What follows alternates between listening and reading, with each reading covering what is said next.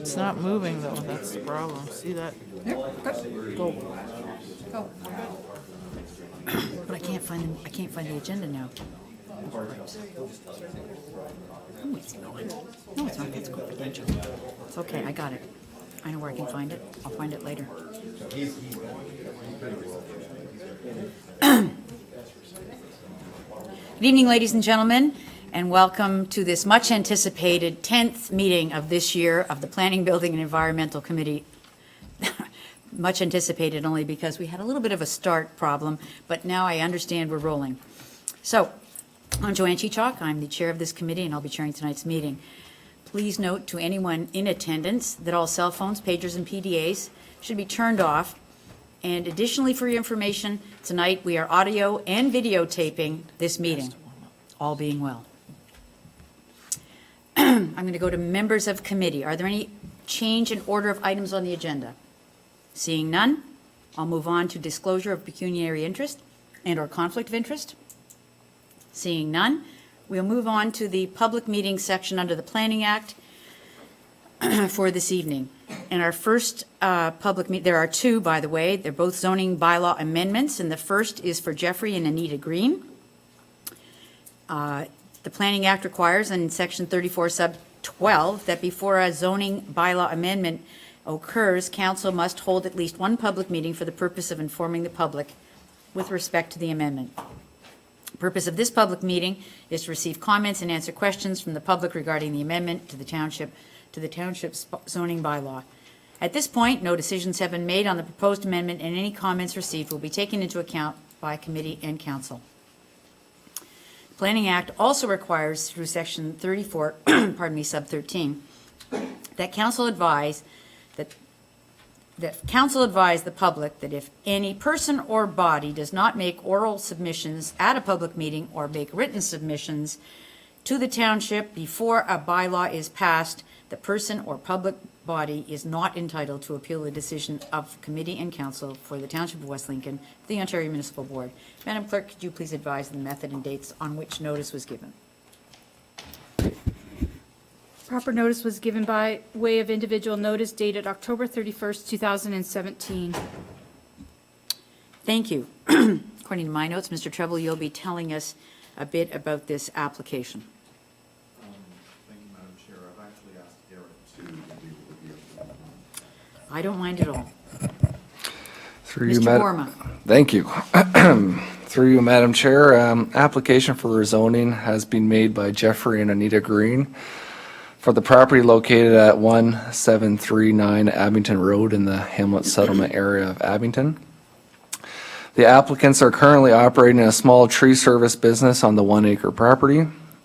The property is currently zoned low-density residential, which does not permit the property to be used for this type of home industry.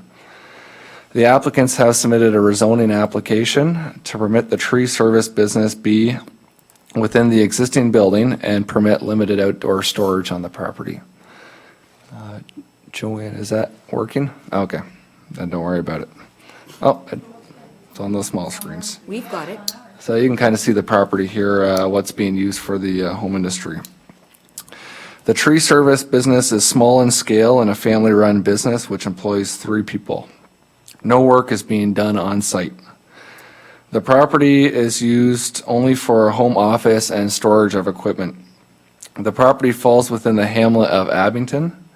Regional and local hamlet policies allow for a mix of residential and commercial uses within hamlet settlement areas that support the surrounding agricultural land uses. The local official plan permits these commercial uses provided that they are compatible with the surrounding land uses and remain small in scale to the primary use. This application generally complies with the planning policy as it's small in scale, is compatible with the surrounding land uses, and serves the area residents. Planning staff recommend that a recommendation report be prepared for a future Planning and Environmental Building Committee meeting once all agency and public comments have been received. And I guess lastly, just to note that the applicants are in attendance and are willing to speak. Thank you. Thank you, Mr. Borma. the applicants. If you're here and wish to speak, if you'd come forward to the podium and state your names for the record, I'd be happy to listen to your comments.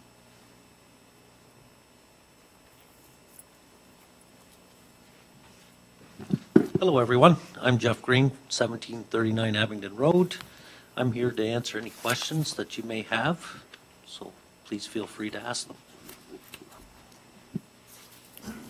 Mr. Green, if it's just to answer questions, I believe that committee would probably bring those up when we deal with the technical report that's on the agenda and a little further. This was just your chance to make comment about anything relating to the application that our staff may not have covered.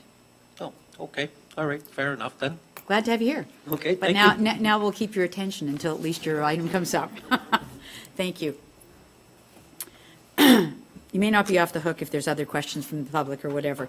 Okay, so this is the opportunity for public submissions at this point in time. Are there any persons present that wish to speak to this amendment? I want to stress this may and likely will be the only public meeting on this application, but if anyone here wishes to speak, now is the time.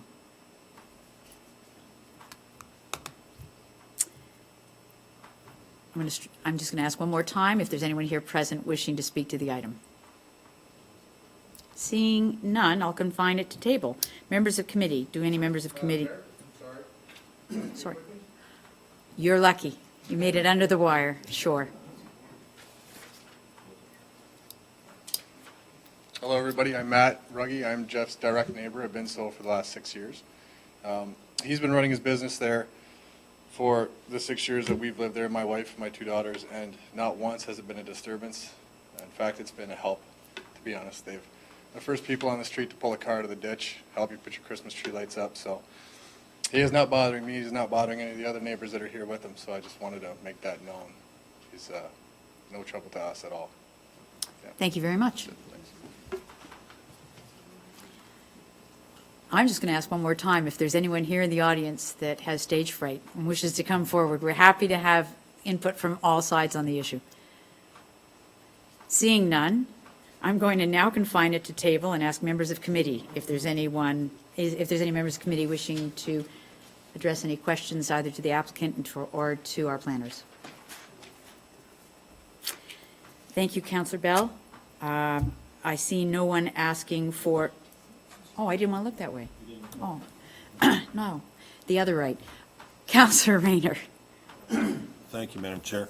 I just wanted to comment that this is one of the rare instances where we have a neighbor come up and speak positively about the neighbor next door, and it's such a nice change to see this, and it's something we're not used to here. And it does make the decision-making process much easier when neighbors get along and there is good cooperation. And it's a pleasure to hear these two tonight, and it's certainly different than we're used to. Thank you. Thank you, Councillor. Mayor Joyner. Madam Chair, I was wondering if Mr. Green could come to the podium just for a couple of minutes just for some questions. Thanks. Jeff, how are you? I'm good. How are you? Good, thank you. Some of the obvious questions, obviously, when you're starting up a tree cutting business on a property out in the country, and the obvious one is the noise. And you've got a neighbor who's come up and said, you've been no bother. And he has no reason to lie about that. I take his word at face value. My question to you is a lot of the wood chipping, is it done on site of the job location before you actually get back to your home in Abington? Yes, actually it is. It's done off-site, much like yourselves who employ us. We do that type of work for yourselves. We go out, do emergency storm calls. It's all off-site. Okay, so there'd be no need to have any wood chipping on a Saturday morning at 5 o'clock in the morning or any None kind of whatsoever. chainsaws or anything like that? None. None, okay. Madam Chair, that's all my questions. Thank you. You've sparked another one, though. Councillor Trombetta. Thank you, Madam Chair. I just wanted to say to Mr. Green, thank you for coming tonight. We did have a couple discussions, and I know that you got in touch with Brian, and I don't have a problem with this. You were upfront, and you did your due diligence about all this stuff, so I just want to commend you for that, and thank you for getting in touch with Brian and getting to, hopefully, to a place where you need to be, so.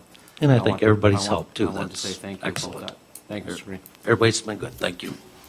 Not yet. We have one more question coming up. Sorry about that. Didn't want to leave See, you when out. you break the dam, it all starts flowing. So, all right, Councillor Bell. Through you, Madam Chair, to Mr. Green. What time are you free Saturday to put my Christmas lights up? Okay, next. Okay. No Don't problem. answer that, Mr. Green. No answer, okay. Anyway, That's not going to be even considered, but my now first- comes this real question. my question is, you only have 3 employees. Do you expect to be hiring more in the future? No, I've been in this for Proceed. 30 years. Okay. That's more than enough that I can take. I'm good. And you've answered the question about wood chipping. I'm happy with that. Thank you. Okay, That's all I wanted to know. all right, thank you very much. good. Anybody Mr. else? Green. Okay, thank you. I'll go there one more time, but thank you for answering those questions. Okay, thank you. Looking for additional questions from members of the committee? Seeing none, I'm going to move on to say that, please be advised, that this is a technical report and that is being considered this evening at Planning Committee this evening, and that a recommendation report will be forthcoming to a future Planning Committee and/or Council. Also be advised that once the Planning Committee and/or Council have made a decision with respect to the zoning bylaw amendment, and if approved by council, a notice of its passing will be circulated with an appeal period. There is an attendance sign-in sheet which is located on the table near the exit doors, which we would ask all present to sign. Please ensure that if you're interested in information or events from this evening's meeting, place an X beside the column marked Jeffrey and Anita Green if you wish to be advised of any subsequent meetings or decisions. So, an abundance of precautions, therefore, people who are interested in observing council and/or committee discussions about a particular bylaw should not solely rely on mailed notices and thus miss the opportunity to attend the meetings. It is suggested that you watch the township's website for postings of agendas to future items that will be discussed at a council and/or committee meeting. The agendas for meetings are posted on the township website at 4 p.m. on the Friday prior to the meeting. Additionally, meeting schedules are also noted on the website for public to view. If you wish to receive notices by email, it is suggested you include your email address with your mailing address and your phone number on the attendance sign-in sheet. This meeting is concluded at 6:51. Thank you.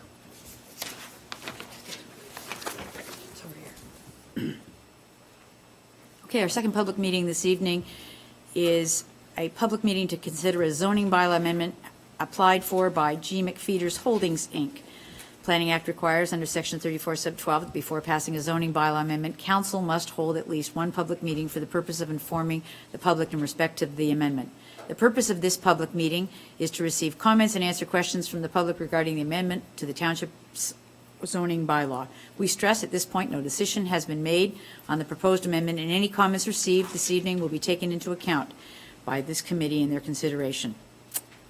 The Planning Act also requires through Section 34, Sub 13, that committee advise the public that if there's a person or public body who does not make an oral submission at the public meeting or a written submission to the Township of West Lincoln before the bylaw is passed, the person or public body is not entitled to an appeal of the decision of this committee or council to the Ontario Municipal Board. Madam Clerk, can you please advise of the notice that was given to public? Proper notice was given by way of individual notice dated October 30th, 2017. Thank you. And my notes again say, that I'm pointing to Mr. Boerma again. Do you notice that there's an S missing in your name tonight? Yes, just thank you. want- Thank you for that. That's your Christmas present. Go ahead. Couldn't come soon enough. Okay, application for rezoning has been made by IBI Group on behalf of McFeeters Enterprises, Inc. for the property municipally known as 2815 South Grimsby Road 21, located south of Regional Road 20. This rezoning application is being brought forward as a condition of consent, which was conditionally approved last month in November by the Committee of Adjustment. This consent conditionally severed the business portion of the property off of the residents, agricultural lands, and the floodplains. And if I could ask the clerk to throw that up on the screen. So the business portion of the property is Part 1, and the remnant piece of land, which contains the dwelling, the agricultural land, and the floodplain, as well as some significant wetland, is Part 2. Severances such such as these are permitted in the agricultural areas, provided that the business is agriculturally related and serves local agriculture. The business on the property primarily grinds wood and packages wood shavings for livestock bedding. The business is a legally zoned business. Through the consent process, a condition was added to the severance which required the property owners to rezone both the retained and severed portions of the lot to address any zoning deficiencies, some of which were frontage, the minimum frontage on Part 2, the minimum lot size for an agricultural lot, and some setbacks for the existing barns that are located on Part 2, as well as to rezone the Part 1, the business, to an agriculture-related zone with a maximum lot coverage of 10%, and to restrict any future residential use on the business lot, and to finally limit business uses on the agricultural lot, which is the Part 2 lot.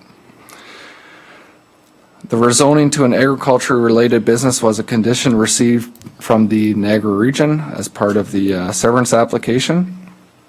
The proposed zoning will be worded as follows. Agriculture-related uses, this is what's for allowed on the Part 1.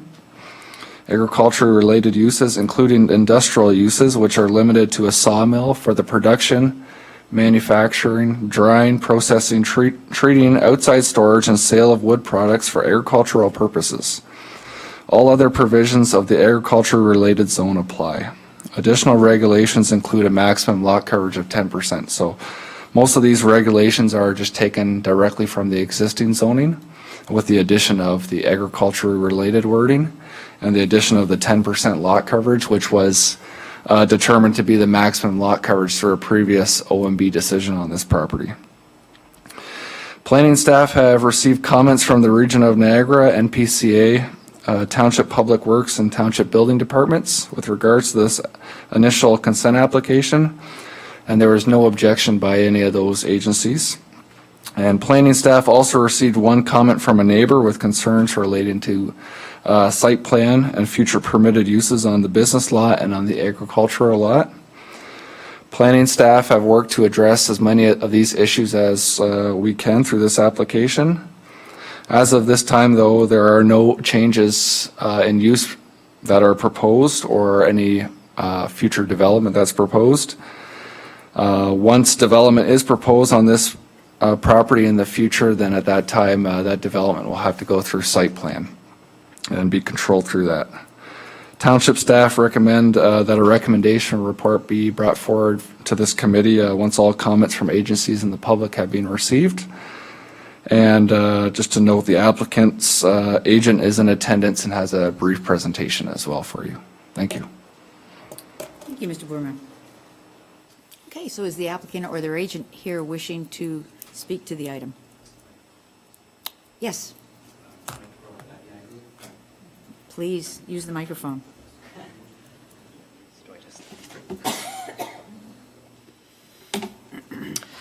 Thank you very much, Madam Chair, members of committee, and staff, and members of the public. My name is Mike Crow. I'm a senior planner with IBI Group, and we are the planning consultants for these applications. Just want to start by saying that we have read the technical report. I've certainly listened to Mr. Burma's presentation, and we agree with most of what's being presented and discussed. I'll rehash a bit of the same detail, but I just want to also emphasize a few things. So again, I fully understand this is a public meeting under the Planning Act. We're dealing with a rezoning application and a staff information report. There's no decision being made tonight. Our rezoning application was submitted concurrent to the land division application, and the applications are intended to work together. We made them concurrently for a reason, so that we're dealing with land division based on functional divisions on the ground, and we're then using the zoning to deal with existing land use and development matters.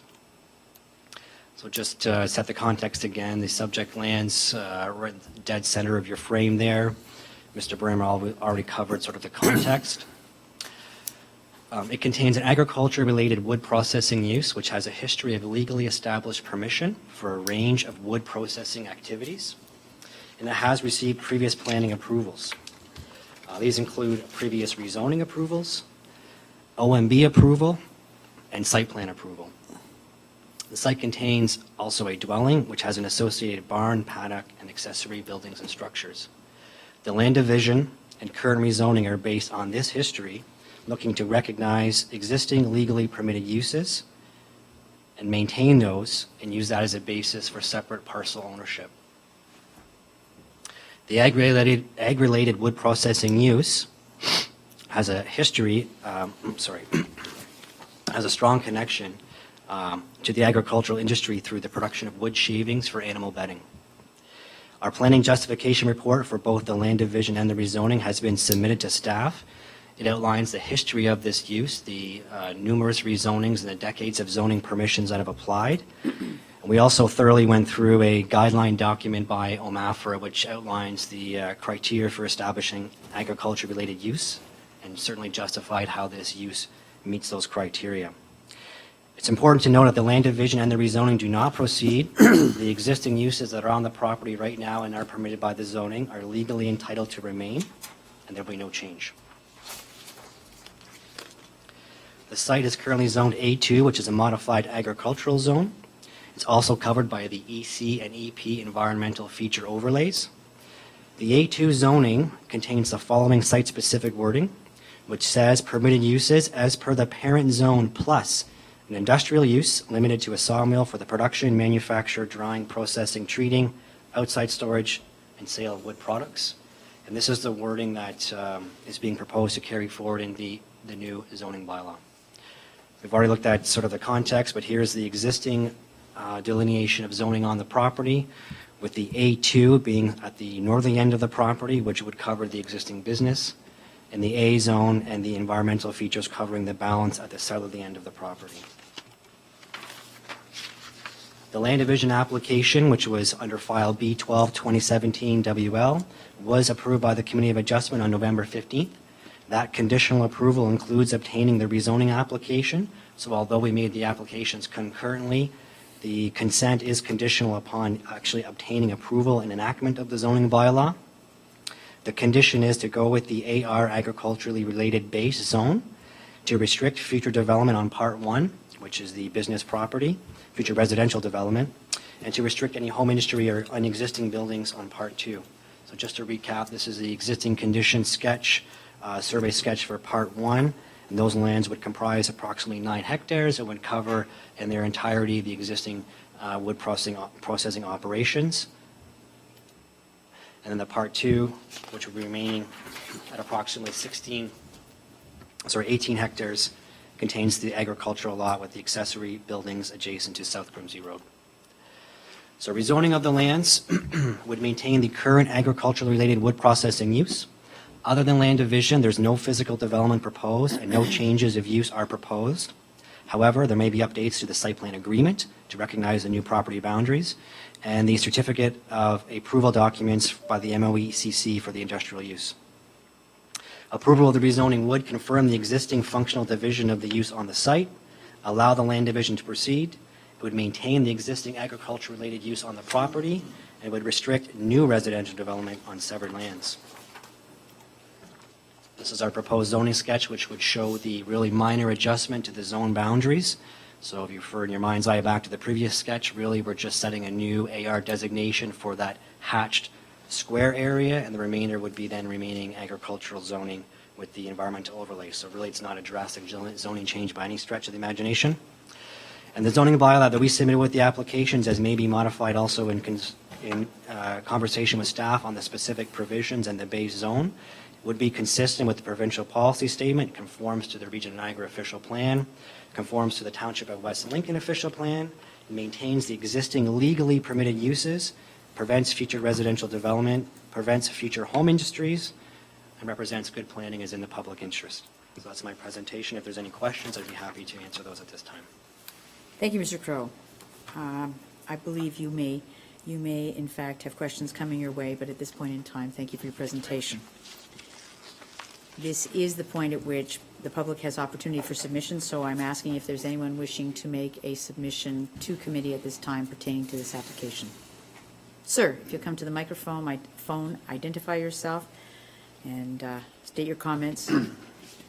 Yes, my name is Rob McDougall. I'm the neighbor across the road, 2812 South Grimsby Road 21. It's a bit of deja vu. I was here a number of years ago for the exact same, or not the exact same, but for this severance and rezoning of the same property when it was divided, and it actually passed. And we appealed it to the OMB, and while we were appealing it to the OMB, Mr. McFeeters decided that the restrictions on the property put on by the council were too restrictive, and so he withdrew that. And so we were back to where it's been for the last few years. Only for the last few years, things have grown. Instead of a 6% coverage, let's say we're limited to, if they took the severance back then, they're well past 7% now, and now we're being allowed to 10%.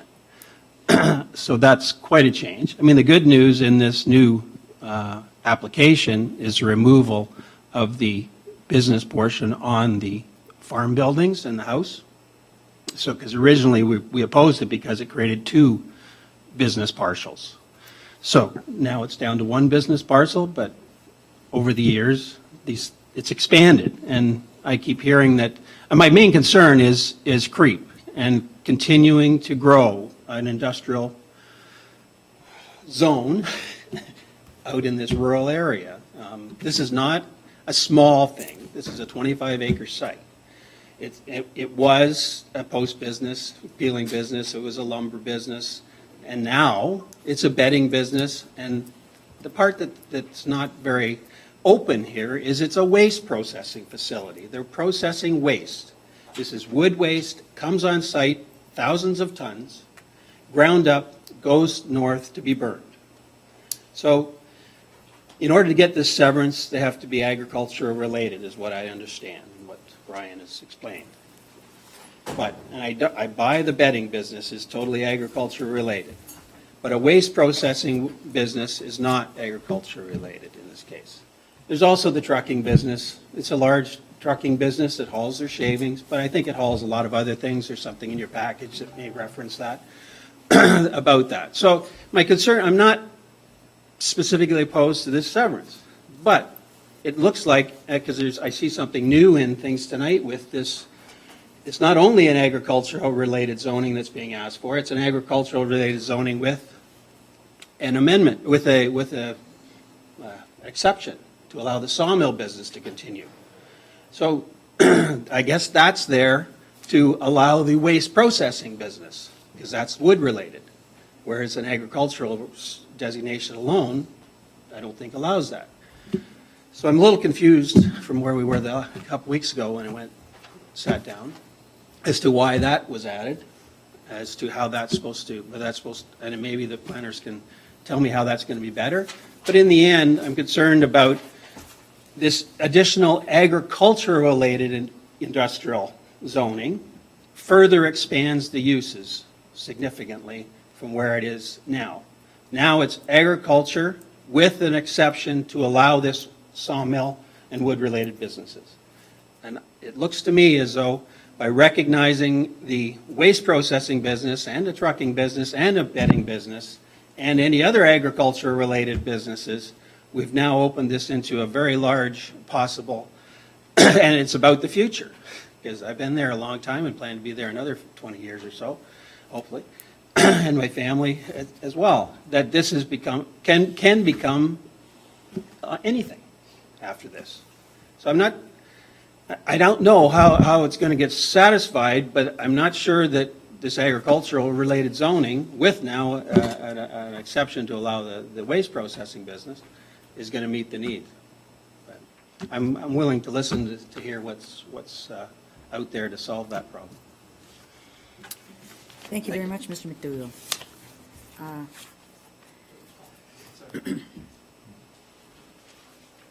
Is there any other members of the public here wishing to speak to the item tonight? I'll ask one more time if there's anyone here present wishing to speak to the item regarding G. McFeeters Holdings, Inc. For the rezoning application before us. Seeing none, I will confine it to table. Members of the committee. Councilor Bell. Through you, Madam Chair. It's just, I need an answer, I guess. After reading this extensively, I keep seeing, and specifically this ECA, which was brought up by Teresa. She didn't get an answer, it got referred to another gentleman, it come back, it was referred to the Ministry of Approvals. And after reading many, many pages, it comes back and it says, it could be. And the question they're asking is, would this severance trigger for an opening of an ECE? And nobody seems to be able to answer that, so I just wonder if Mr. Treble could possibly answer that for us. Sure, we'll see if Mr. Treble or Mr. Borma can handle that for us. Thank you, Madam Chair. Through you, it's my understanding that the environmental compliance approval, the ECA, is put in place by the Ministry of the Environment, subject to compliance with their rules and regulations. And because the business is being severed from the house on the same farm, there is a chance that there's now a new sensitive receptor, being the farmhouse that Mr. McFeeder lives in. So that new sensitive receptor may require an ECA approval. We're not the experts with respect to that, but we did attach a condition as part of the severance process to require that, should there be a requirement for an ECA, that it be submitted prior to finalizing the severance process. So they're going to have to figure out if an ECA is required. The only trigger from what we can see would be the house that's on the farm now that becomes a separate property should this process finalize. And that would be where the ECA would potentially get kicked in. Thank you for that. And my second question, Madam Chair, is it states in here, I'm looking to see, at this stage, and this is a report from IBI, at this stage there is no physical site development proposal. And when they use words like that, I always get nervous because it's kind of like in the back of their mind they know there's going to be, but at this stage, just kind of looking for some reassurance that What limitations are being put on the site that would prohibit further development? Is that the question? that's basically, yeah. Yeah. Mr. Treble? So through you, Madam Chair, the property is subject to site plan control right now. As another condition of severance approval, the Committee of Adjustment attached a condition that the site plan boundary line be adjusted to reflect the severance line, to make sure everything is in alignment, so to speak. The site plan will be the control mechanism that allows for us to be sure that there are no changes proposed, because if there are, then an amendment to the site plan will be required. The zoning that was mentioned is really just a carryover of the zoning that's there now. The special wording that's there is the exception that's been historically on this property, was tweaked a few years ago, but generally has been around for quite some time. So whether there are proposals for expansion or anything, staff are not aware of any, but site plan control would be the trigger to ensure that we have proper process to ensure compliance before any expansion was to occur. And one last question, I believe. In reference to Mr. McDougall's wood waste and the sawmill that was brought up, is there indeed a wood waste business within the McFeeder business of bedding that you know of?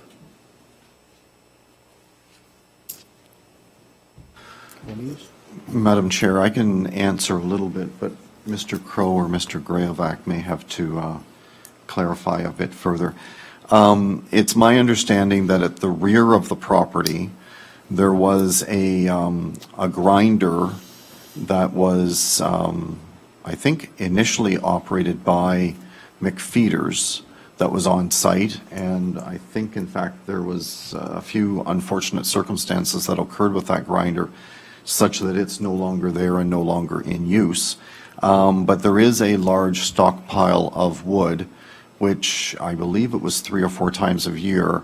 A mobile grinder comes in, subject to proper ministry approvals, and grinds that waste up. Now, the uses for that waste, I'm not 100% clear on. I think there was an indication that some of it is burnt in some plant in Quebec.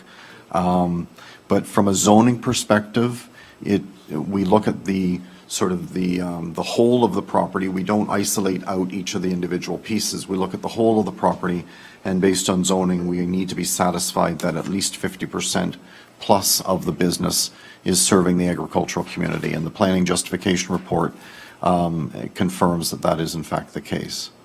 So, Madam Chair, I know that's not a complete answer. I think maybe some further clarification from Mr. Crow or Mr. Grayovac might be helpful. Councillor Bell, I'm going to suggest that we ask Mr. Crow to come forward. Yep, for sure, yeah, I just want Mr. Crow, to if get a there's clear answer from Mr. McDougall. additional comment you could make with regard to this, it might add clarification to satisfy some questions that exist. Yes, through you, Madam Chair. So I've been to the site several times, and I've worked with the owners on the history and understanding how the use operates right now. And the way Mr. Treble just explained it is also my understanding. We focus primarily on the wood chipping business, the animal bedding business as agriculture-related use. It's also my understanding that at certain times of the year there is some wood grinding on the facility through a off-site grinder. But that's not the main component of the business at all. The main component is the animal bedding business, which we thoroughly addressed in our report.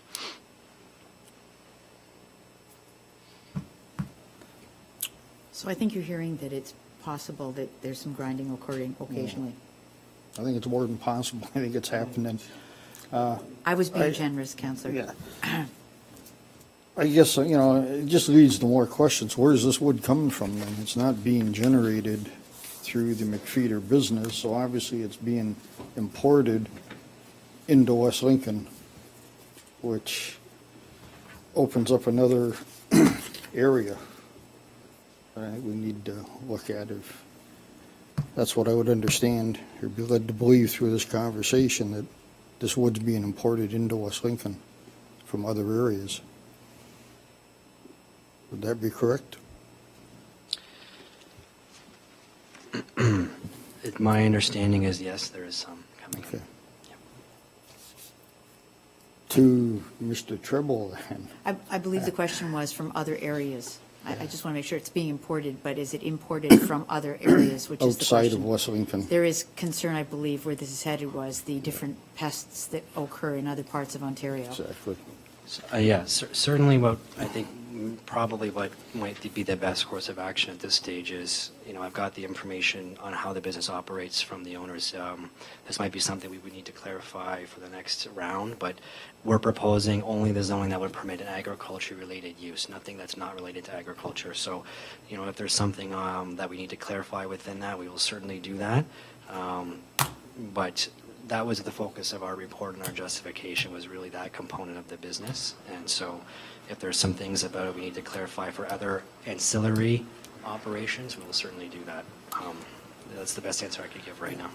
So, through you, Madam Chair, could we ask Mr. Treble's staff to get the clarification on all this and bring it back? I believe that when we're concluded with this item and the report, we should it may be appropriate to direct staff to come back with those kinds of items, yes. Okay, thank you. No problem. Oh, that was the end of your questions, Councillor Bell?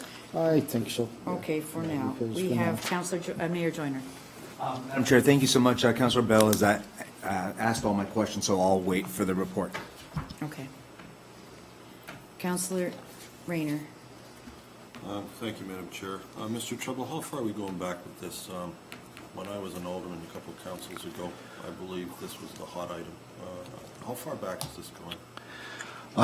Through you, Madam Chair, my understanding, and I think Mr. McDougall actually referred to a bit of it, there's been at least 3 different businesses on this property over the course of the last, I would say, 40 or so years, going back into the 80s someplace, where it was Cadillac Lumber and West Lincoln Barn Board, and now is McFeeder's Enterprises. So there's been at least 3 different businesses, all of a wood-related nature, as I understand it, going back into the 80s somewhere with the first rezoning.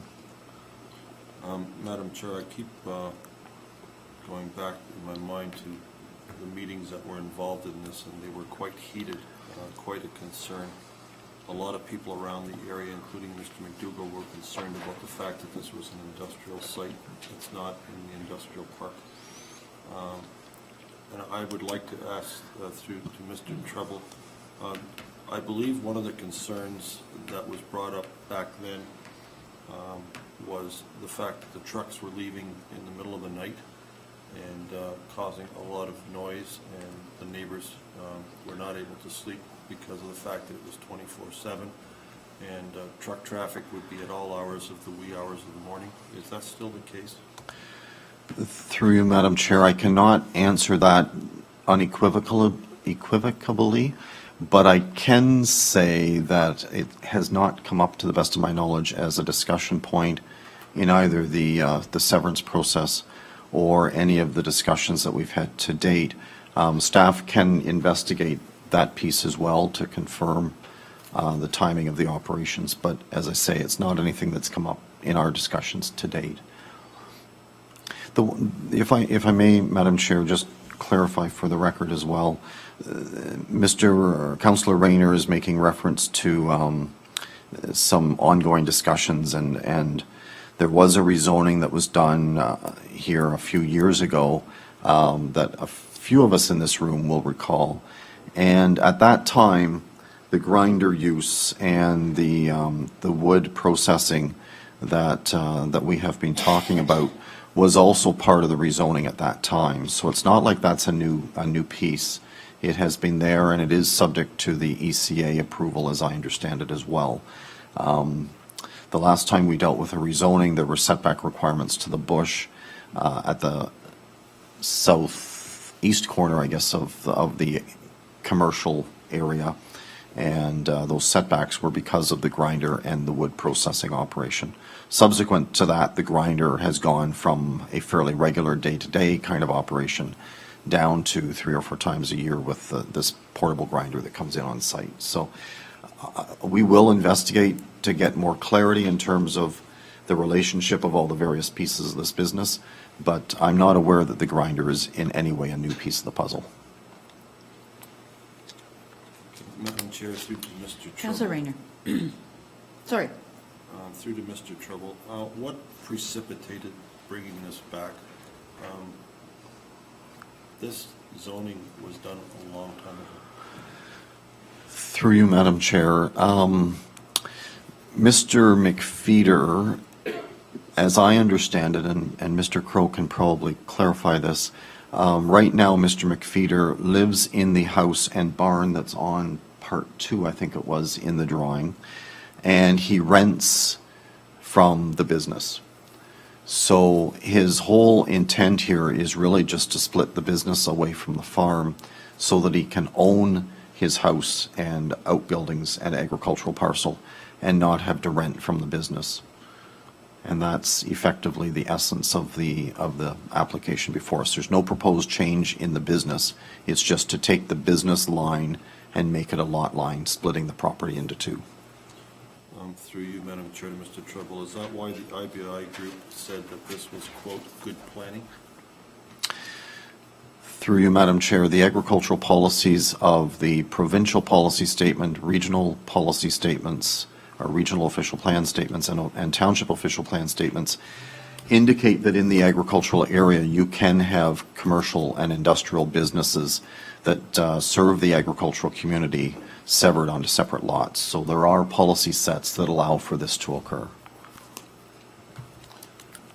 Okay. So agricultural related doesn't mean that it's secondary to the residence, which is, I think, one of the confusions that might be out here. Through you, Madam Chair, this type of application we haven't had the pleasure of dealing with too often, but we will actually have another one coming forward, I think, in the very near future for the severance of Premier. I think it's known as the John Deere dealership. Right now, it's in a similar situation where it's on a large agricultural parcel, and the proposal is to split the business away from the farm. So I see the two being comparable in that regard. Certainly, there's a lot more land tied to this one than I believe there would be with the Premier one when it comes forward. But the policy set is the same one that allows for severance of agricultural, commercial, and industrial businesses in the agricultural area. Okay, and Madam Chair, this is a technical report. We know what we have to do with regards to that. This is a public meeting where we're asking the questions and getting the answers we want. If the technical report, we can direct staff to do whatever it is that you wish to get more information or whatever. But now is the time to find out as much information as you can. You're absolutely right.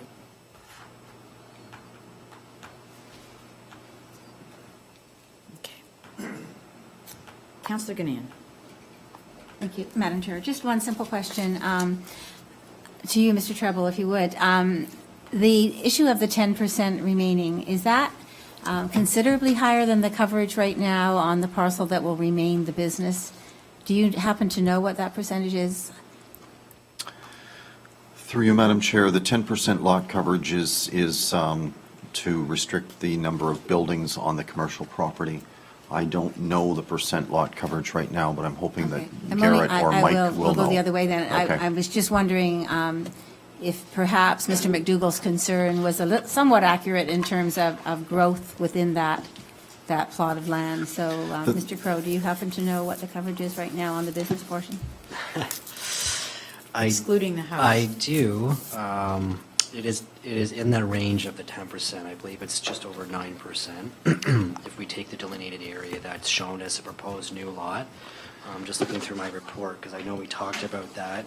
We looked through that provision as we were preparing our application. So in my mind, we wouldn't be significantly lower than that. We would be close to it. So if that number is put in place, there wouldn't really be room for much new development.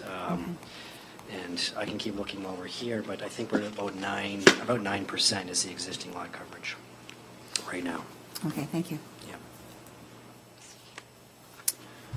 Mr. Treble? Just to follow up on that, Madam Chair, the 10% provision that we've put in the bylaw actually comes from the most recent decision of the OMB. The OMB imposed that 10% rule, so we're carrying it forward. Thank you, but was that 10% on only the commercial zone, or was that 10% of what part? Through you, Madam Chair, that was 10% within the commercial zone, which would effectively be the lot line that's proposed.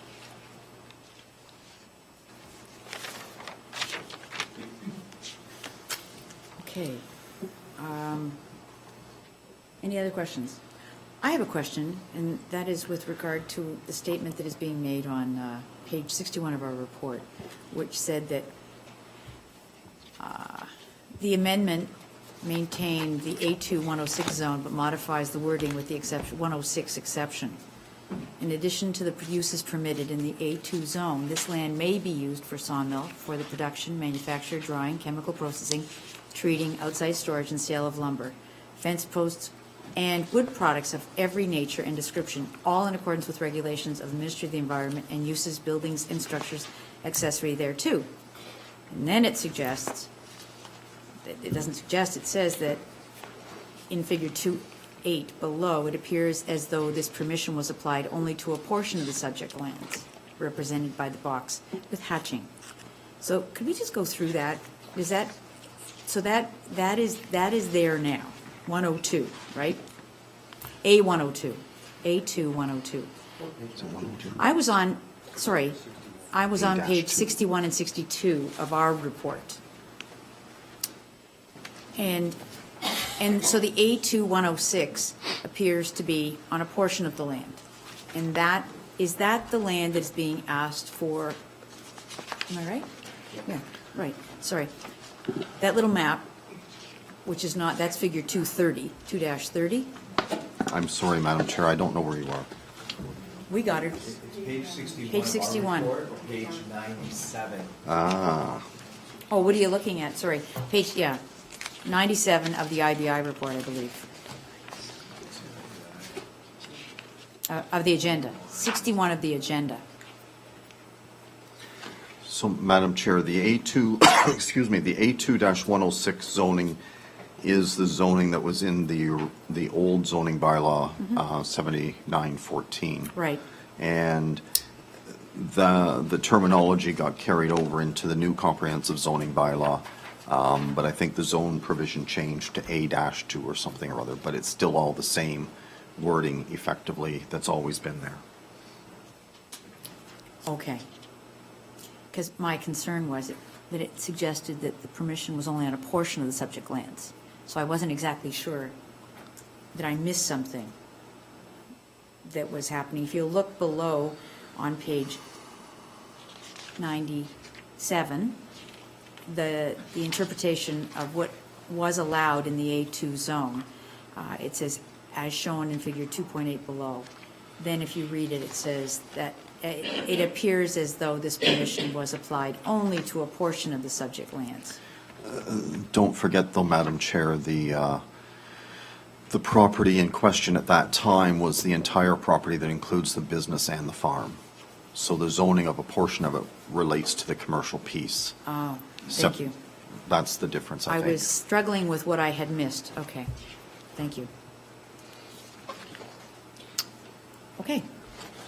Seeing no more questions, Am I You just can ask clarify, just on the lot coverage component? Yes. So it's page 51 of our report, section, so I don't have your full agenda in front of me, but 51 of our report. just a second, give everybody a second to get back to you at 51. Section 5713 speaks to development provisions. It's one paragraph, but near the end, it says, it should be noted the existing wood processing operation will effectively be at this maximum coverage, which is a 10% coverage, based on the size of the proposed severed lands, should the applications be approved. So this ensures that no expansion of the facility will take place without additional planning approval. So I just want to clarify that we're essentially at that proposed 10% maximum coverage based on the land division that we've delineated. So really, without modifying that provision, there wouldn't be any business expansion. That was our application was based on that. I just wanted to clarify the numbers. Thank you, Mr. Crowe. Seeing no more questions, I'm going to state for the record that this is a technical report that is being considered this evening by Planning Committee, and that a recommendation report will be forthcoming at a future committee and/or council meeting. Please be advised that once the Planning Committee and/or council has made its decision with respect to the zoning bylaw amendment, and once approved by council, a notice of its passing will be circulated with an appeal period. There is an attendance sign-in sheet which is located on the table near the exit doors, which would ask, and we would ask all present to sign in. Please ensure that when signing the attendance sheets for this evening's council committee meeting, that that you place a check mark in the column marked McFeeters Holdings if you wish to be advised of any subsequent meetings and/or decisions on this matter. Therefore, people who are interested in observing council and/or committee discussions about a particular bylaw should not solely rely on mailed notices and thus miss the opportunity to attend the meetings. It is suggested that you watch the township's website for posting of agendas to review items that will be discussed at council and/or committee. The agendas for meetings are posted on the township's website at 4 p.m. on the Friday prior to the meeting. Additionally, meeting schedules are also noted on the website for the public to view. If you wish to receive notices by email, it is suggested that you include your email address with your mailing address and your phone number on the attendance sign-up sheet. Thank you. This public meeting with regard to a zoning bylaw amendment is concluded at 7:32.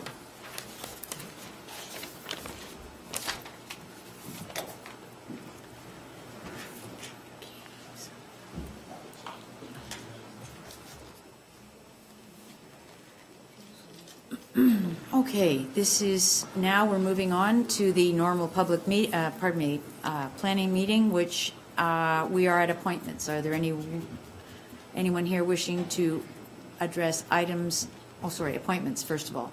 There are none. So, request to address items on the agenda. Is there anyone here wishing to address other items on the agenda? Sir. Mr. Ecker. No, sir, this is the time for you to address any item on the agenda, and anyone else wishing to address items.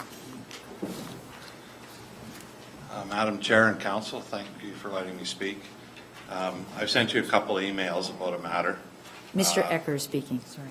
Steve Ecker, 7750, Concession 2, former Caister Township. About a matter, I apologize to Council if I was overly blunt in my emails. I sometimes get a little passionate about things. as you are all aware, there's a policy for the former township of Caister that whenever anybody wants to do something with their property, the township says, fine, if Committee of Adjustment approves it, you have to give up 3 feet of property along your frontage. And, at first glance, it seems like this is pretty clever, and I kind of agree with it, because over time, you gather those properties at no cost to the township. However, as you go through the process, you find out there's quite a bit of cost to this process to the taxpayer. First of all, and we were quite willing to give the 3 feet up. We wanted to go through this boundary adjustment with my father-in-law next door, just something we wanted to do to put the boundary in a better place, which is at the creek between the two properties.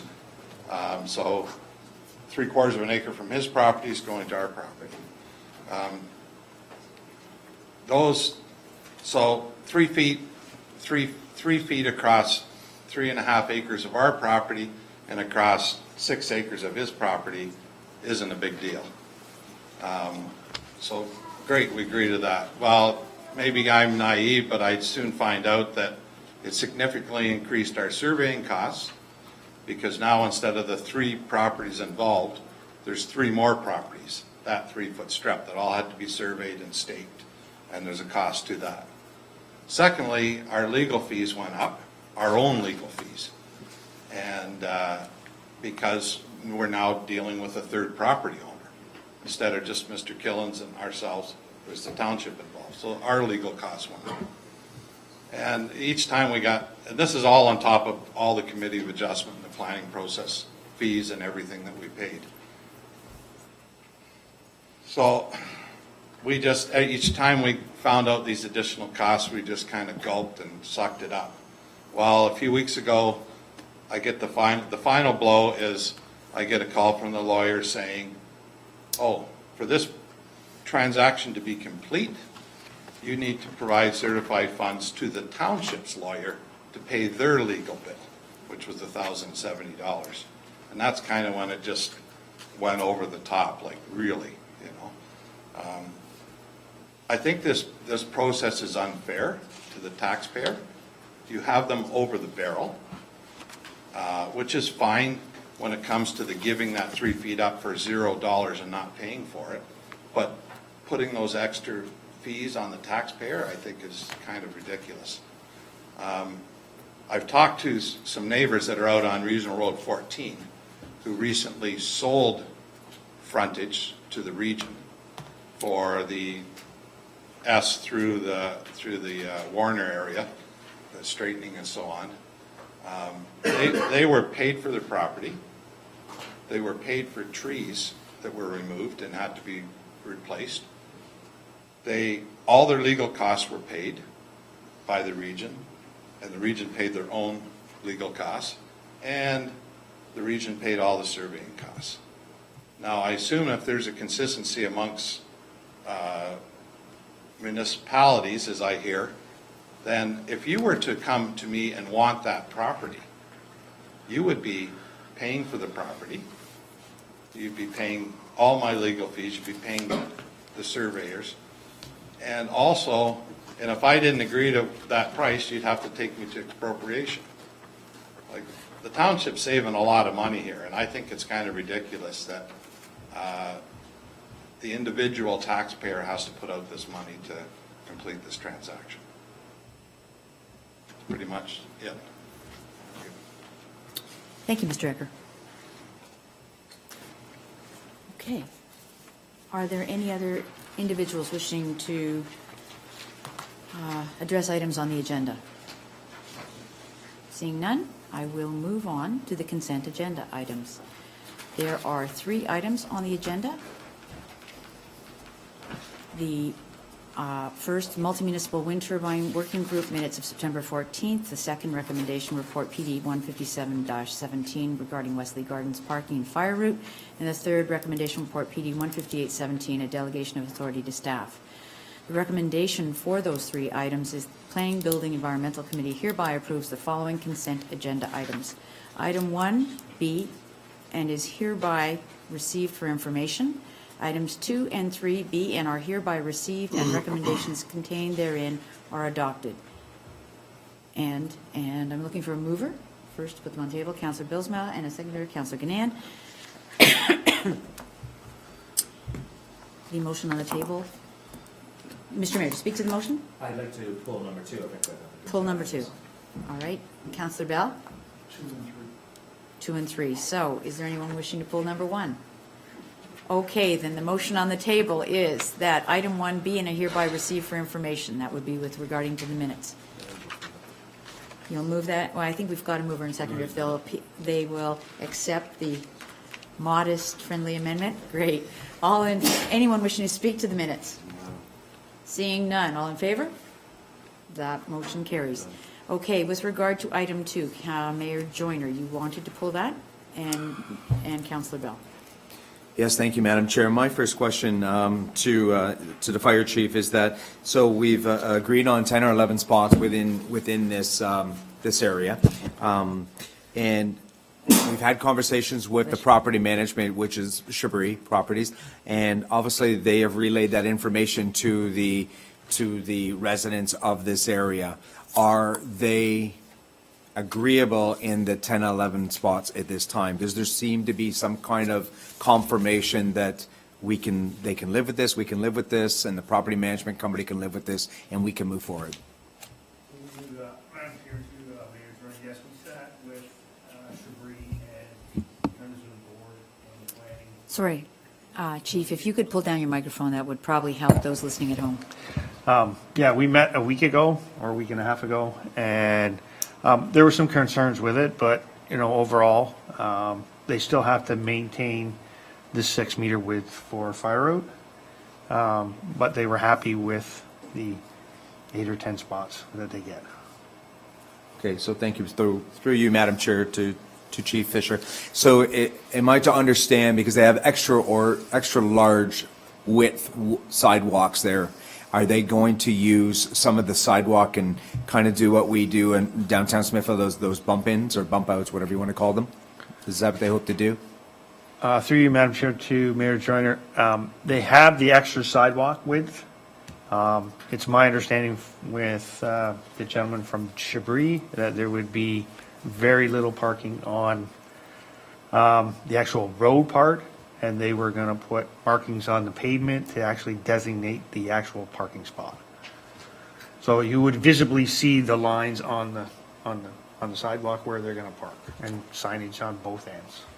That was my understanding. Okay, so again, for some clarification here, they're not actually going to take out some of the sidewalk because it's one of those sidewalks where it just kind of goes, it slopes up. They're just going to put lines on. So, and then you're going to come back year after year and repaint those lines designating the parking spots. Is that correct? Through you, Madam Chair, to Mayor Joyner, that's correct. Okay, thank you.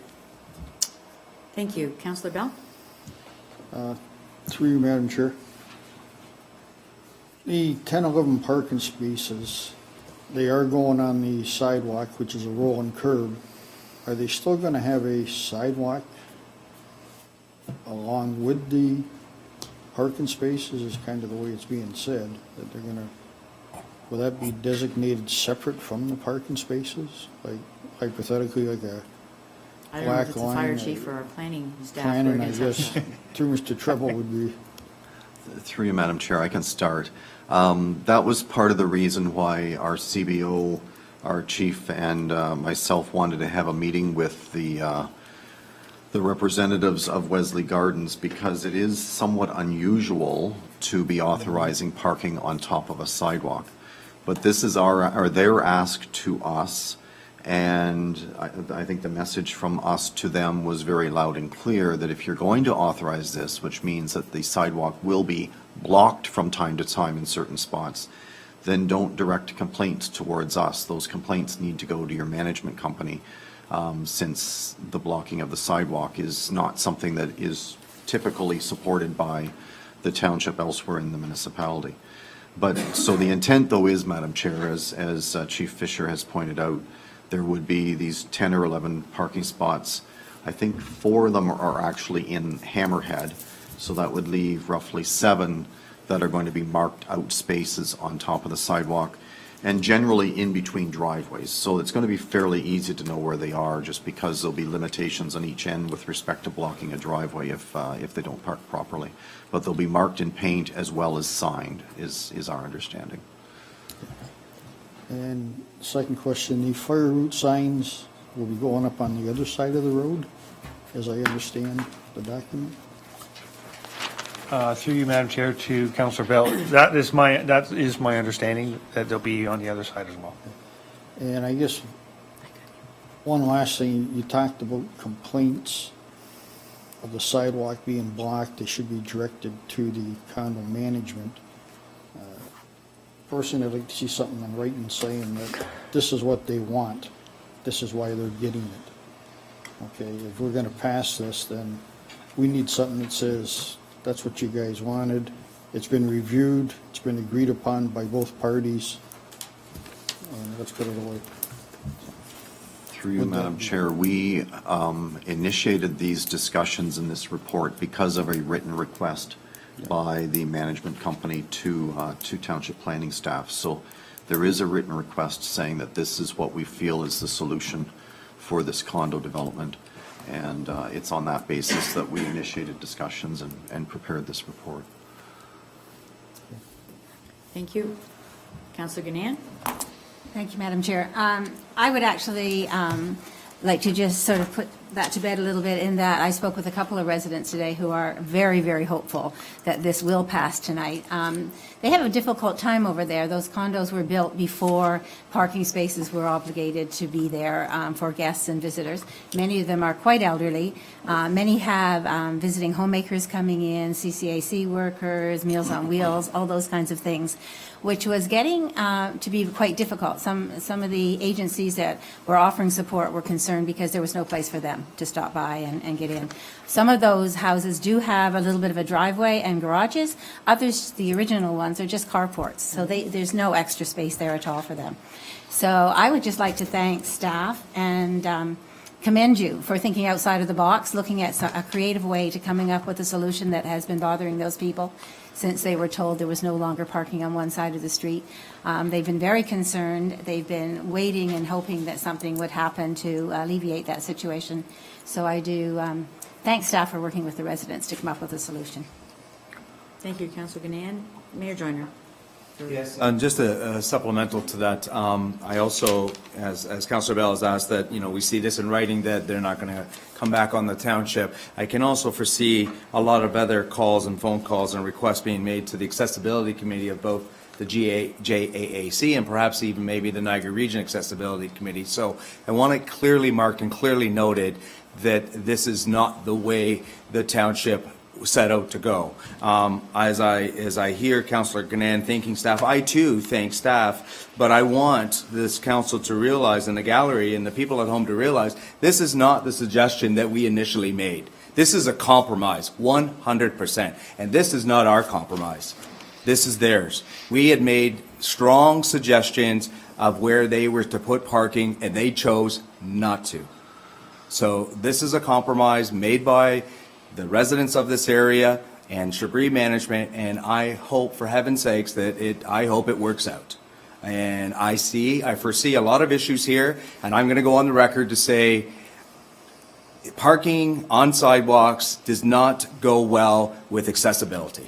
That's why you build large sidewalks. And then we bring in the factor of the snow being piled up on the side of the road. What is that going to add to the element of not being able to walk down the sidewalk? Mobility is important, especially in an area like this. I am not in agreement with this in my own mind, but I mean, if this is what Chabris wants and this is what the residents want and they're looking forward to it, I'll simply close my eyes and plug my nose and put my hand up and vote for this. But I foresee a lot of issues. Thank you, Madam Chair. Thank you. Madam Chair, just Mr. Treble. if I may just put one more point on the table. In the meeting that we had with representatives of the board and management, We were told that some 32 of the 42 units that reside, or the units that are in there, that 32 of the 42 are supportive of this proposal. So the majority, they just needed 50%, as I understood, to make this request, and they had well over that. So based on the understanding we were given, there shouldn't be much complaint from the residents that reside there now. That's what we're anticipating. That's what we've been told. Thank you. So I have a question now. That's 32 of the 42, over 50% of the condo corporation for their condo board. That's their request, not ours, as the township. That's, as I understand it, Madam Chair, correct. They could not make the request to us if they did not have 50% support. Okay, if they block the driveway on their private roads in their condominium, and they block someone's driveway with these new spaces because they're over the line, are they going to call our bylaw officers to come and ticket them? Through you, Madam Chair, we also made that point very clear in that the only portion of the issue in there that we enforce is the fire route. We do not enforce the parking issue inside a condominium unless they were to ask for us to assume that responsibility. But to this point in time, that ask has not occurred. So they were made abundantly clear that we only enforce the fire route. And if the cars are encroaching into the fire route at all, there will be tickets issued.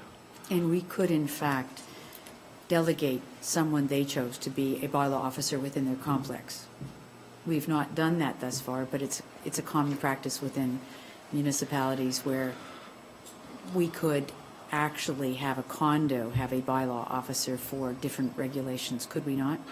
Through you, Madam Chair, I understand similar, but they did not seem to be interested at this time. I just wondered, the other question is, since Mayor Joyner has brought it up, is they shovel the snow. It's their roads, it's their snow, correct? So they're storing snow away from the proposed site parking spots is totally in their hands, right? That's correct. Okay. So I want to emphasize some of the points that were made there tonight, and that is that we're working with them to try and resolve an issue that wasn't considered when the condo corp was instituted, but there's pros and cons for all sides. Okay. Councillor Trombetta. Quiet here. This is just to the chief. Mr. Chief, well, you know, obviously the parking on top of the sidewalk and stuff, does this affect then the hydrants that are in the area, hooking onto the port, running the hoses? Like, Through you, Madam Chair, to Councillor Trombetta, no, there will be no parking in that designated area. Now that you're hooking up to a side port or? The only main concern that fire had was that you keep this 6 meter for a fire route. Outside of that, We're good. parking on the sidewalk is really not fire's concern. It's maintaining the 6 meter width. I mean, I totally agree. I think that, you know, having discussions with them, that there's going to be, well, he's parking in front of my house and all the other stuff that goes along with that. And they reassured us that everything that comes from them goes directly to Chabris. And if we get complaints, our staff is to direct them to Chabris. That was 100% guaranteed. So.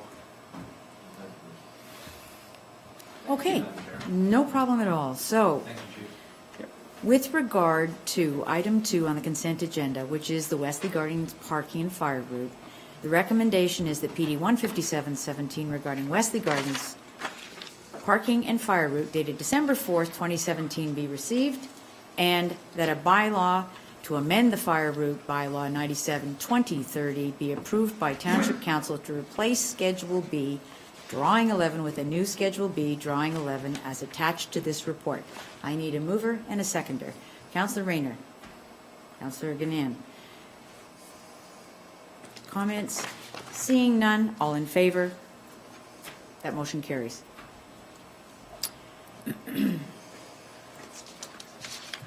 Sorry, but out of abundance of caution, I thought I should read the exact recommendation. So with regard to item 3, Councillor Bell, you pulled that one. That's, I'm not opposed to this. I just want to comment on it. It's like we are babysitting developers. We have been, and looks like we're going to continue on such. If we're getting reminders that it's expired time, and we need to come back and renew documents, calls and countless times per year it's done. I just don't want to see the reviews. I mean, is this going to be the end of it, or are we still going to be calling these? Yeah, and personally, you know what, we're not going to be certain business. If we have to call them, they're going to go learn very quickly that they're going to hire staff to look after their business. We're not there running their business for them. That's my concern. We shouldn't be doing that. We really shouldn't.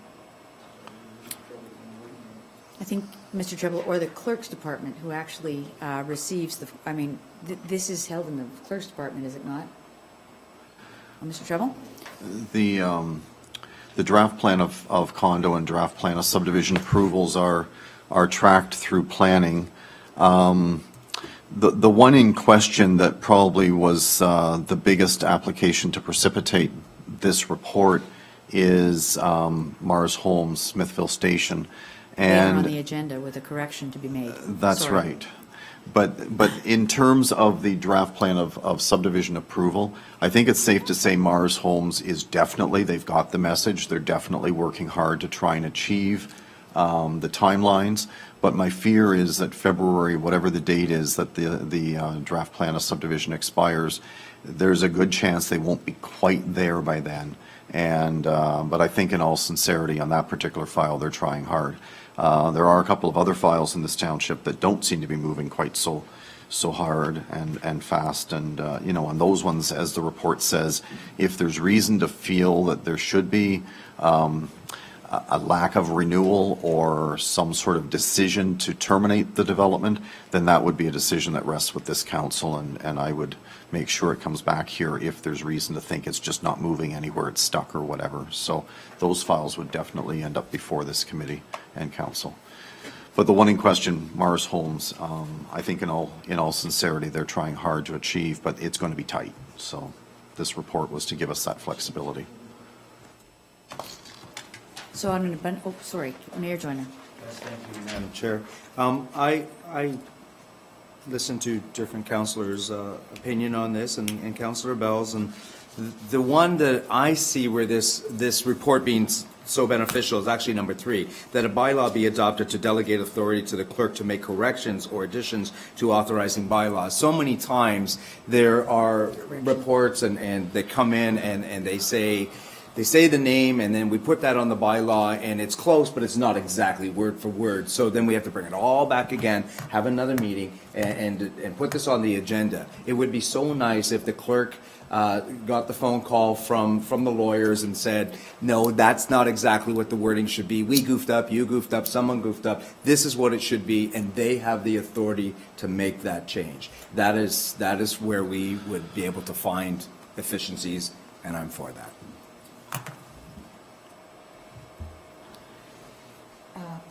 To our CAO. To members of the committee. Oftentimes also, just so that you'll understand, I do have some authority within the procedural bylaw to make minor changes.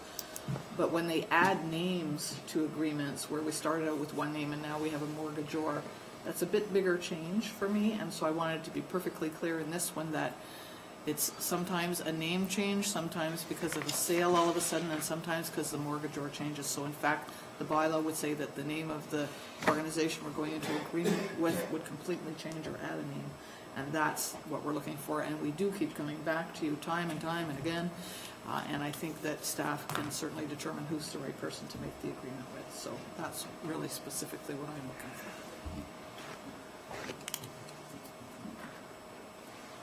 for. Okay. Seeing no other comments, the recommendation with regard to this report is that PD PD 158-17 regarding delegation of authority to staff dated December 4th, 2017 be received, and that a bylaw be adopted to delegate extension approval for draft plans of subdivision and draft plans of condominium to the Director of Planning and Building for up to 12 months, or a 3-month temporary extension to draft approval can be granted to ensure that a plan does not expire accidentally, and that a bylaw be adopted to delegate authority to the clerk to make corrections or additions to authorizing bylaws, including names of proponents, signing authorities, and mortgage interests, where the intent of the original bylaw, as approved by the Township Council, remains unchanged. I need a mover. Councillor Bell, Councillor Ganaan. Comments? All in favor? That motion carries.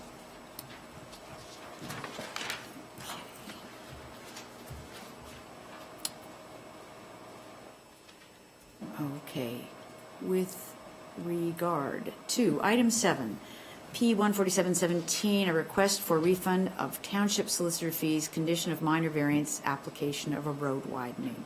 The recommendation on that item is that the correspondence received by email from Mr. Steve Ecker dated November 24, 2017, requesting a refund of the township solicitor's fee of $1,070, being the legal costs associated with the transfer of a portion of Steve and Mary Ecker / Harold Killen's property to the township for road widening purposes as a condition of consent for minor variance application be received.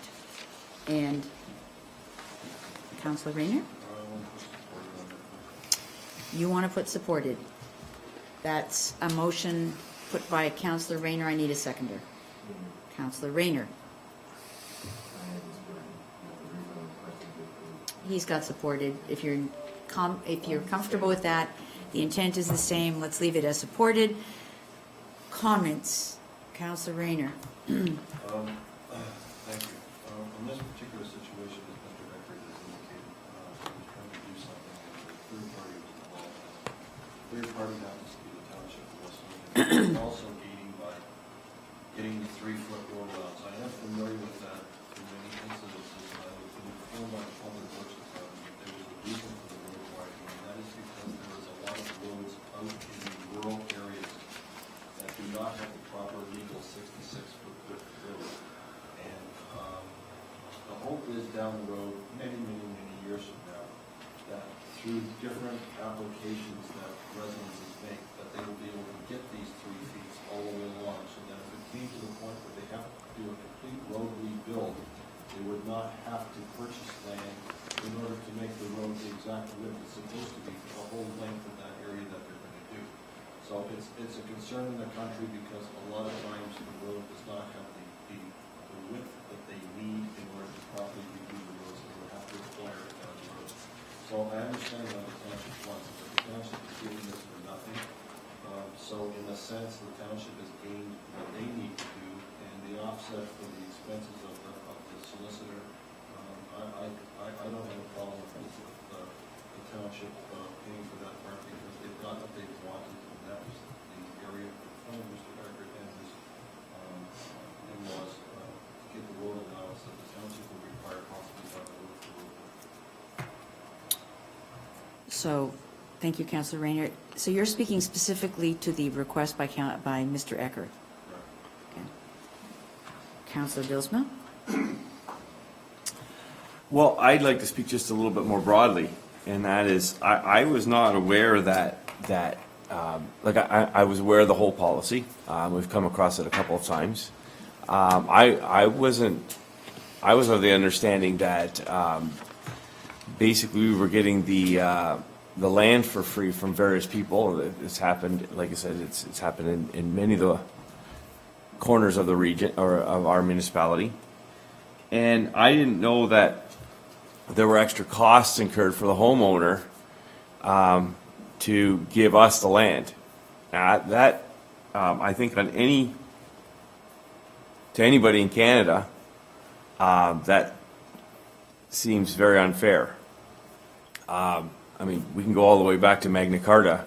You can't, take We only have take tonight, property. so I if know. we could speed up to beyond But that, you can't I'd be take somebody's happy. land without compensation, and so I think most people would have no problem with small adjustments in the surveying costs and stuff on their end, but this is kind of a kick in the shins to make them assume the municipality's costs as well, at least in terms of a solicitor. Nobody wants to pay a lawyer any more than they want. So I think I'm very supportive of this particular request, but I think in general we need to review exactly how these costs are divvied up and who assumes the role. As was stated, this is to the benefit of the municipality. We gain sufficient road for future purposes. If we had to expropriate, we would pay a whole lot more. I'm going to assume that the explanation that we received from Mr. Ecker with regards to the regions dealing with these matters is somewhat accurate. And I would be curious to know what other municipalities do, and that we adjust our policies to reflect what most municipalities do. And I'm going to go on a limb here and assume that it's a whole lot fairer elsewhere. And why we've gotten away with it this long here is kind of startling to me, if this is what happens often. So I don't know if it's a unique case. Maybe somebody can answer the question if there's something unique about this particular application, why it came forward like this. But if this is pretty standard fare, then I'd like to have policy reviewed on the question. I think that would be an appropriate thing, and at the end of our comments, I think we could put some modifications together. Yep. Councillor Bell? This isn't the only time that there's been property removed from a resident. It's quite frequent. I just dealt with a case recently this past spring out on 20 Highway in Mountain. Same thing applied. Be taken for road widening in the future. Not that it's going to happen today or tomorrow. It's going to happen in the future. So it's not just one isolated case. It happens right across our municipality, right across the region. And that's one of the cases that we were dealing with, was a region also. And they didn't buy back the property. They didn't pay for anything. They wanted their allotted amount for the width of the road that took in the wide road and that had to be done in the future. I do agree with Councilor Belsma that we need to send it back to staff. We need to do a review of the situation moving forward into the future and come back with a revised plan. I don't have a problem with that. I do have a problem refunding the funds tonight for this specific incident.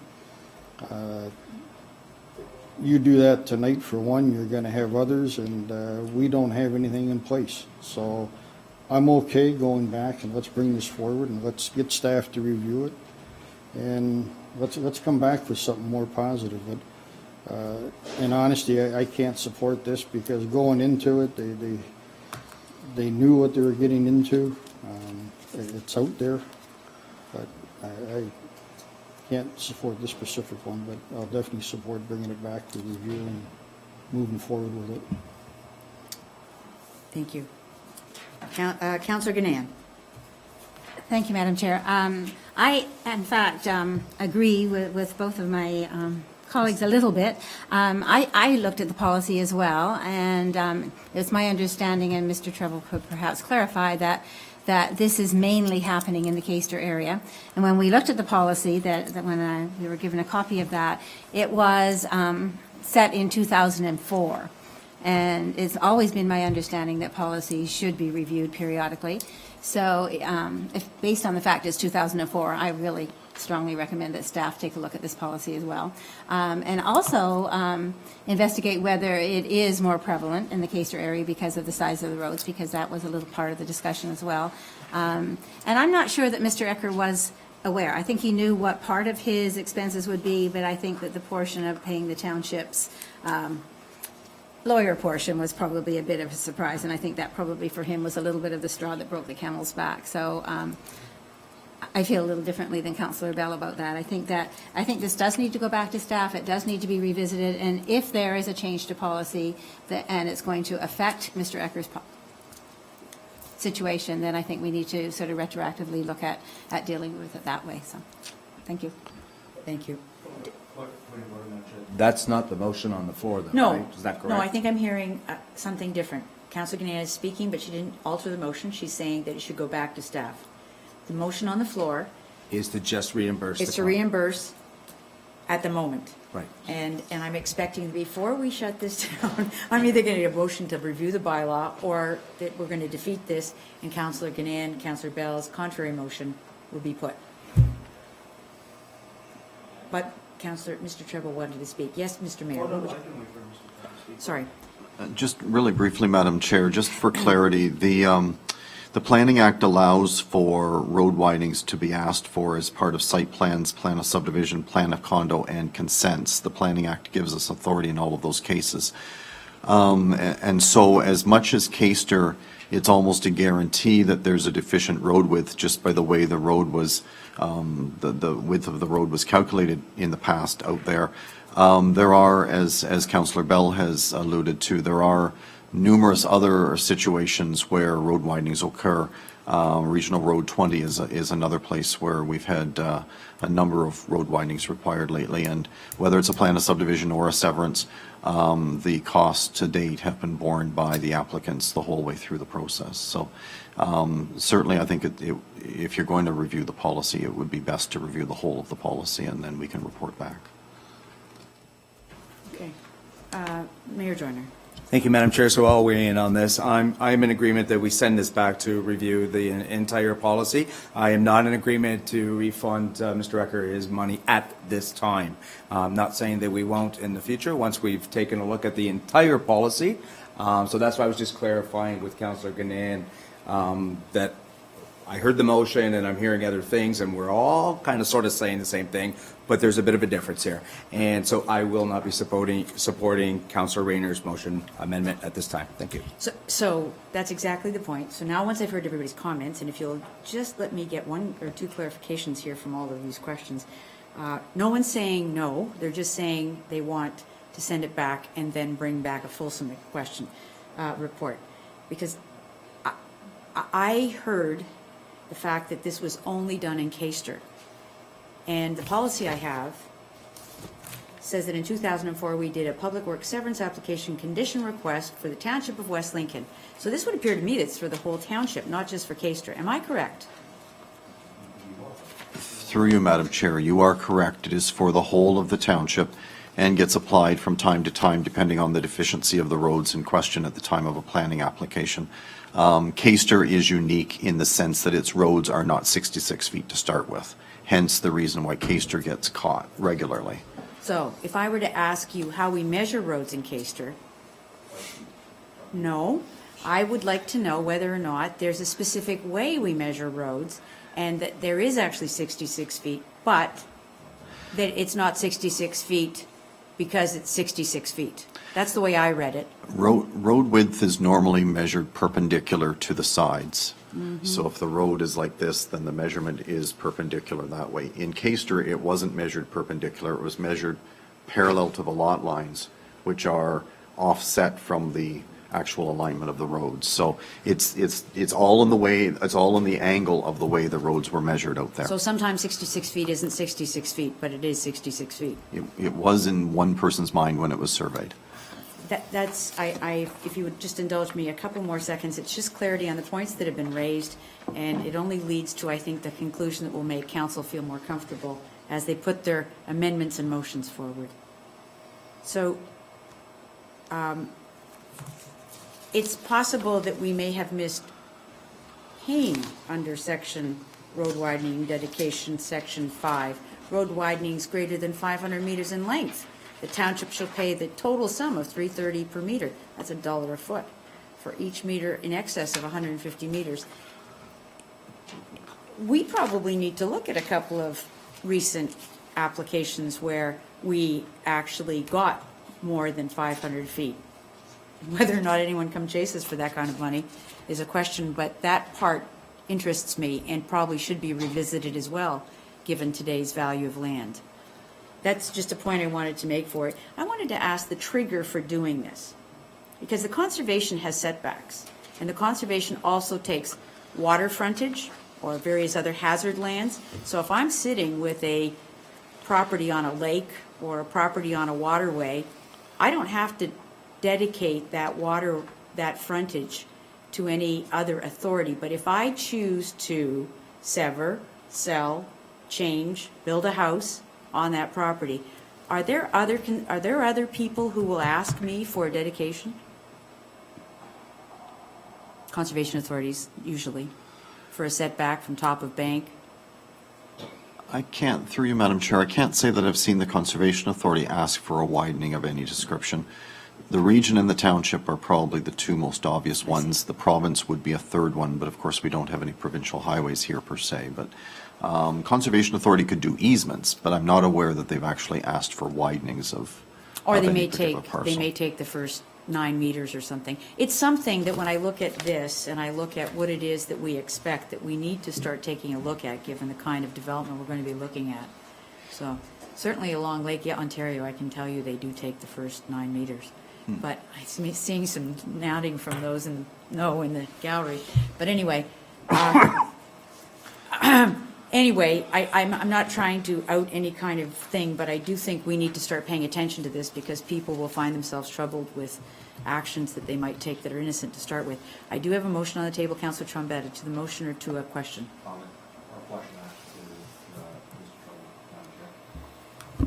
May I? Ask permission. Go Okay. for it, Thank Councillor. you, Madam Chair. Mr. Trumbull, please, can you, and with Mr. Ecker was saying about the region, what the reimbursements in Warren and all that, can you just give me some clarity on that? What the region's policy is? Through you, Madam Chair, the region's policy with respect to conditions for widening on a site plan or a severance or a rezoning or any of that type of planning application are the same as ours. I believe the example that's being referred to is the region requiring additional land for the purposes of fixing, realigning, whatever the right word is, the Smithville Road. So in that case, there was no planning application of the adjacent landowners, so the region had to go and negotiate from the property owners in question. So it's a different process whereby there was no Planning Act trigger that provided the region the authority to just take. Thank you. I've struck a few other questions. I'm sorry, so I'll stop Councillor Bell and Councillor Gannon.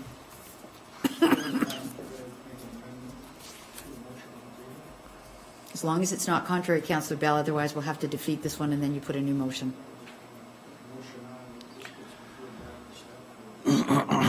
Okay. Okay. So that might not be contrary. It won't be contrary and will be acceptable. If you'll just wait till Councillor Gannon speaks, it'll be a little easier. Councillor Gannon. Okay, thank you. Just one last question, please. I'm wondering, Mr. Treble, if any consideration in the taking of the land for road widening is given into whether who the winner is, so to speak, in terms of needing the land. So if someone wanted to sever a piece of property because they were going to then have an additional piece to either sell or build on themselves or whatever versus our need for roads, is there consideration given into who pays based on who gains in any way? And should there be, perhaps? If Through you, Madam Chair, that's not written into the current policy. Right now, it basically says if there's a planning application, we have the right to take at full expense of the applicant. What I was anticipating, if there is direction in this fashion, is that staff would reach out and look at policies of other municipalities across the region and then report back on that. And I can certainly investigate whether there are certain nuances to the way it's collected in other municipalities, just to compare. Okay, so I have a motion on the table. I've heard several things around the table. The CAO wants to weigh in on this one too. Please, Ms. Langley. Through to members of the committee, just to give you a little bit of extra information. If I recall correctly, when this policy was made, one of the driving forces, well, the driving force was, of course, the need potentially in the future for the land for road widening, but there were many severances occurring where the landowner was benefiting by being given a severance, and so they were making money, and so the cost of the land and giving us the land and the fees were charged to the landowner. That may not be the case as often anymore, but that was one of the factors that played into this. It would be appropriate to perhaps do a motion, not an amendment, but a referral motion back to staff for us to review, because certainly things have changed and it should be looked at. There aren't as many severances where there's a gain by the property owner in selling off the land. There's still some. And that was the reason why the cost was borne by the owner at the time. So if a motion to refer is put and that staff reviews this and comes back, then whether or not you provide a refund to Mr. Ecker would be dealt with at the time of review of the policy. So we have choices, thank you. Councillor Bell, you wanted at the right time to put forward a motion to refer this back to staff, meaning that there was no dealing, we would be dealing with a refund to Mr. Ecker. So that would be the motion. If your amendment is to a second part? Just, excuse me, listening to Ms. Langley, I think the referral is where we want to go with it, so that it gets referred back to staff. We do a full wholesome review, including checking with other municipalities and our fee structure, and if warranted, I don't have an issue at that point refunding Mr. Ecker, but as of tonight to do so, I'm not in favor to refund tonight, but after the review, definitely if warranted. So I have a referral motion being put by Councillor Bell rather than an addendum. So that referral does not have debate. And what I would assume is, I'm correct if I look at our Ms. Langley or our clerk, that the referral motion would mean no action on Mr. Ecker. We go back with a referral motion. The staff will comprehensively review and bring back something that would allow us then to go retroactively to Mr. Ecker and anyone else caught in the conundrum we find ourselves in tonight. Would that be fair? Yeah. And I'm getting nods from our adjudicators on the staff side. So the referral motion has taken precedent over the motion on the table that is put by Councillor Bell, seconded by Councillor Bilsma. Okay. Comments? Seeing none, all in favor? That motion, can I see hands again, sorry? That motion carries. Okay.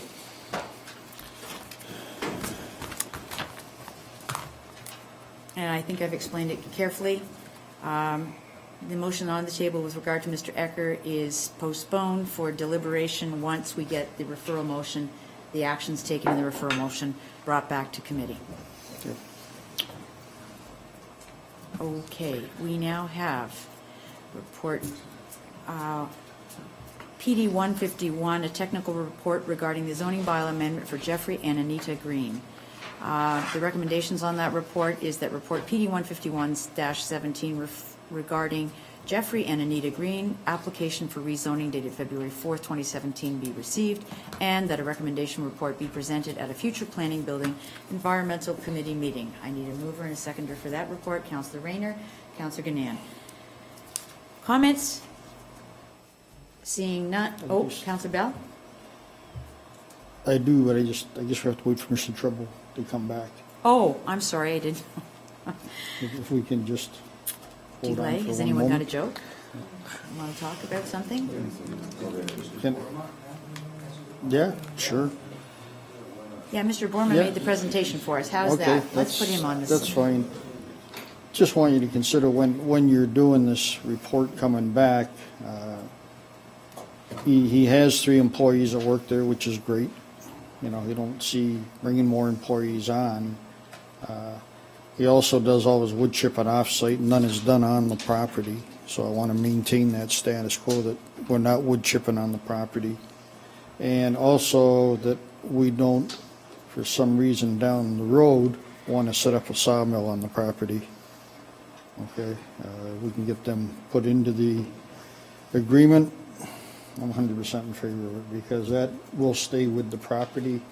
If Mr. Green moves on, somebody else comes in, decides they want to put a sawmill there or wood chip. So I'd like to have that put in their place. Other than that, I'm good. Watch it. We're not going there. We're not going there. Councillor Rayner.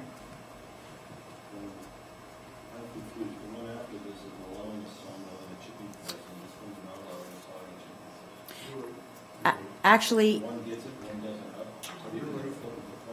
actually, the vote on whether there's a chipping and sawmill will happen when the report comes back. Councillor Bell has concerns about those and would like staff to take those into consideration.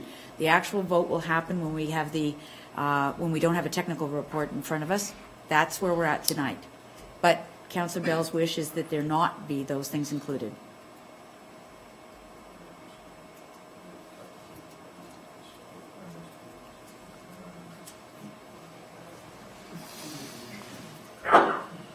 You cool? I'm ready. All in favor? That motion carries. Okay.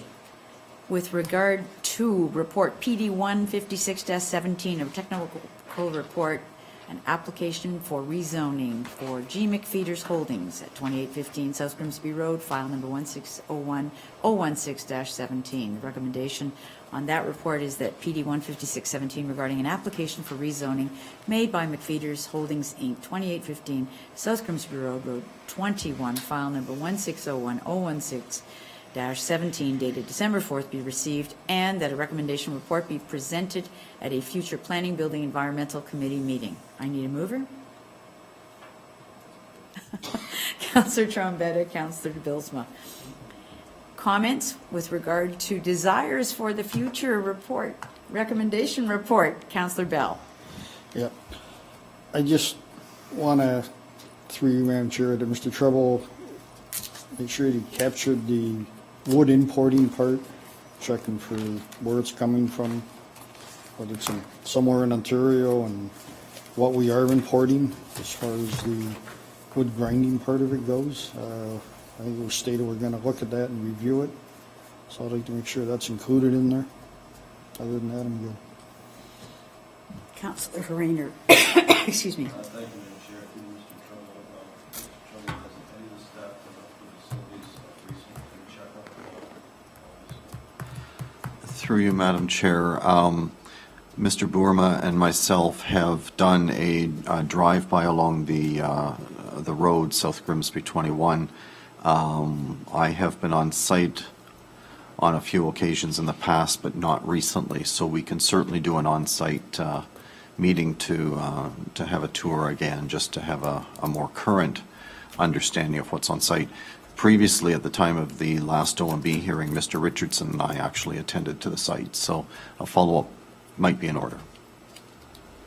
Madam Chair, based on the fact that this was a subject that was brought up a long time ago when I was called an alderman, the scars and the mental torture that this has put us through is still well within my memory. So I would appreciate it if staff could go out and make sure that everything is done explicitly the way it's supposed to be done, because obviously this was a nightmare in the past, and I don't want it to be one in the future. And I just question why this is brought up now, because again, it creates suspicion, and I have a lot of it right now. So I would appreciate if staff can take that mental stress away from me in the next report. Thank you. I think they heard you, Councillor. I'm seeing a nod. Now, Alderman Rayner shouldn't be too upset, because Councillor Rayner will be happy. Any other questions, comments? Okay, all in favor? That motion carries. Okay. Okay, this item is a recommendation report from the Heritage Committee Downtown Historical Photograph Project, and the recommendations therein are that PD 167-17 regarding Heritage Committee Downtown Historical Photograph Project dated December 4th be received, and that the Planning Committee and Council support the Heritage Committee's proposal to locate a historical photograph on the Murgatroyd Wall, and that the Planning Committee and Council provide support for shifting the location of the Season's Greeting sign, and that a future recommendation report be provided once the Heritage Committee has established the preferred photograph and funding sources. I need a mover. Councillor Bilsma, who is our council liaison on that, and a seconder. Councillor Bell. Oh, sorry, comments. Councillor Bilsma. Thank you. I'd like to just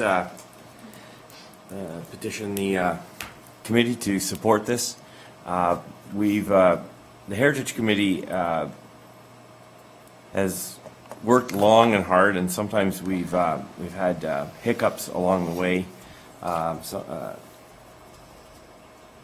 And sometimes we've had discouragement trying to come to some kind of consensus, some kind of vision for the heritage of West Lincoln. And due to circumstances beyond our control, a lot of the heritage sites, the ones that are in the memories of some of the older residents and should be in the memories or in the psyche of some of the newcomers to the community, we don't actually have buildings that were preserved very, very well. They're very, very far and few between.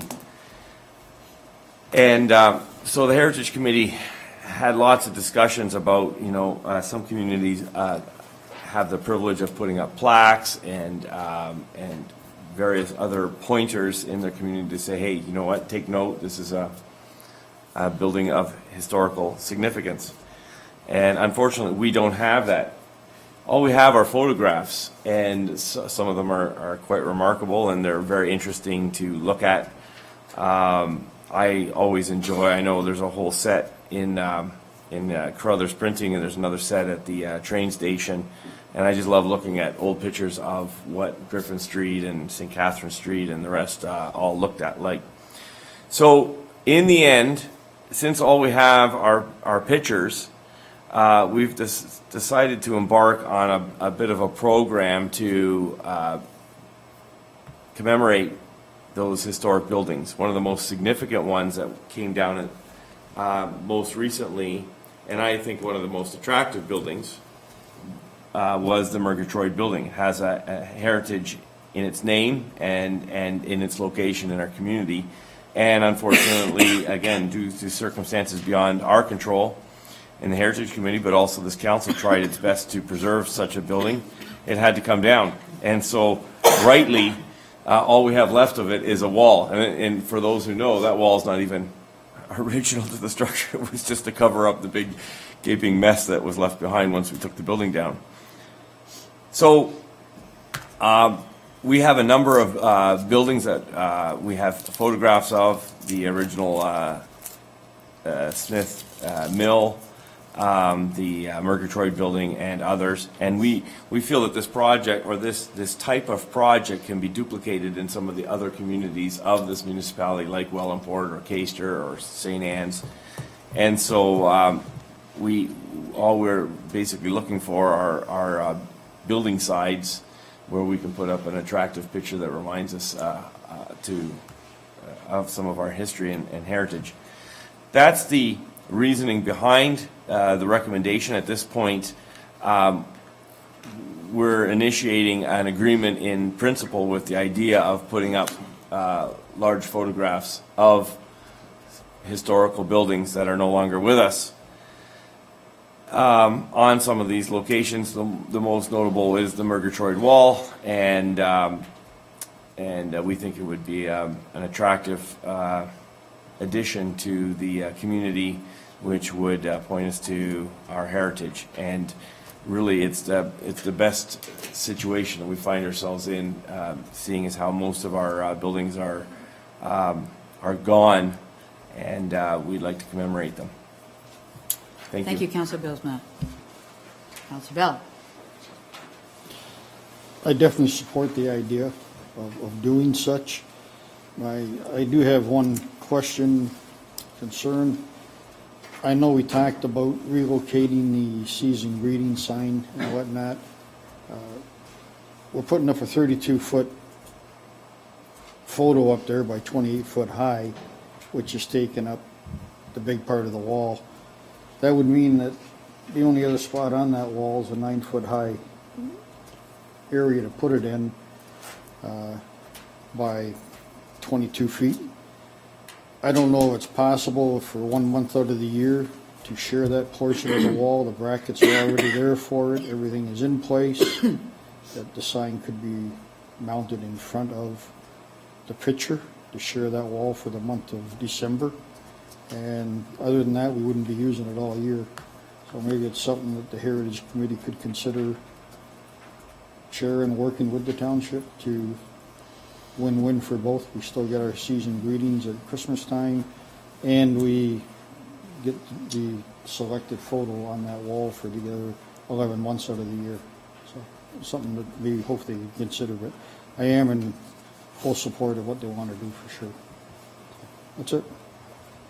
Councillor Gannon. Pardon me, thank you, Madam Mayor. Sorry, Chair, I've got 1 minute. 1 minute, sorry. No problem. Thank you. I also commend the work done by the Heritage Committee, but I'm just a wee bit concerned. I love the idea of doing something, looking forward and looking backwards, looking forward and sort of identifying things in our community that are important and have been near and dear to the hearts of many. It's a bit of a flavor spot, I suppose, is a good term, on Facebook right now. People putting old photographs of various parts of West Lincoln back on and what Griffin Street looked like in X number of years and so on.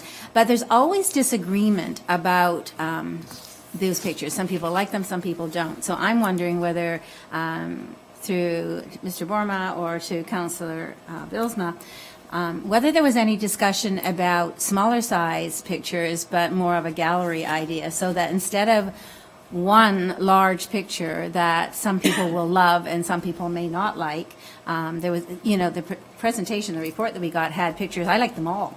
And I wondered whether there was any thought to smaller size, but more a gallery idea, which then would not interfere necessarily with the Season's Greeting sign, but would still allow for those signs and those photographs to be put above graffiti area, but still of a size that people could look at. So I don't know whether there was any of that kind of discussion or not. I don't know who would have the answer to that. Mr. Borma?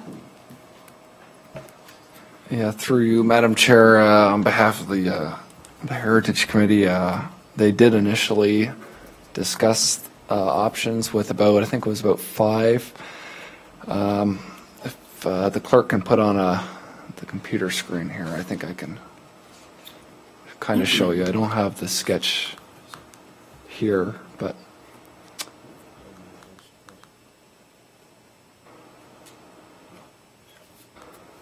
so there was 2 initial proposals that they were looking at. One was having a mural here, and then another one here, or not, I shouldn't say mural, I should say mounted photograph, and then kind of just have multiple but spread along the top portion of the wall to kind of balance it out. And they kind of just, the Heritage Committee kind of decided they would rather just do one large photograph, but it's something I'm sure that they can review again if that was required. I think that's what we're hearing, but seeing no others, I just have a comment, and it comes out of the comments that Mr. Councillor Bilsma made. I think the Historical Society has done a great job of working for the community without a mandate that's been pretty clear. Most municipalities like to challenge the Historical Committee to go out and get the kind of things that are happening with some of our elder statesmen of the community and record for archival purposes their views of the community. It's their views, and I'm sure if we had 5, we'd have 5 different ones. But the point is, it would be great to challenge this group with a mandate that incorporated not just these plaques, but the idea of coming forward in a timely basis with a review of names as we proceed forward to a growth era in our community, where we'd like to incorporate and enshrine some of the other names that haven't been, shall I say, honored or respected, whether they're war casualties or they are notable people of the past. But the part about the plaques thing really kind of interests me. Rather than just putting them on a wall, why wouldn't we ask the Historical Society to come up with plaques that say, if the house exists? I remember just recently somebody saying they lived in the oldest house in Smithville. Well, if it is, maybe it should have a plaque. But I'm thinking that, I've walked, you do those walking tours in different places, and you have different views. And it's a post on the sidewalk. And on it, it has a picture. And it says, facing north, this is where the town started, and facing south, that's where the Great Flood happened. That's the fire over there. Whatever it is. But if we've lost all these buildings, why wouldn't we do something like that in front of the site? And as the sites get redeveloped, we make that a feature or a function of the approval process, which is to have some sort of commemorativeness. And you'll catch my historic bend, because I'd love to see that the facade of the new building or the reincarnation of the building, later on the agenda there's facade improvements, is to say, this is what was here and this is what it looked like. So not only would we capture the pictures, but we'd have something of a lasting interpretation of the actual site itself. I know they don't have the money for it, but I'd love for them to for us to give them the mandate, or for them to come and ask for it, but an enhancement of what it's asked for in 1 or 5 pictures that are going to be static and someday will not withstand the time and the environment and may be gone again. So these other things could be a lasting legacy.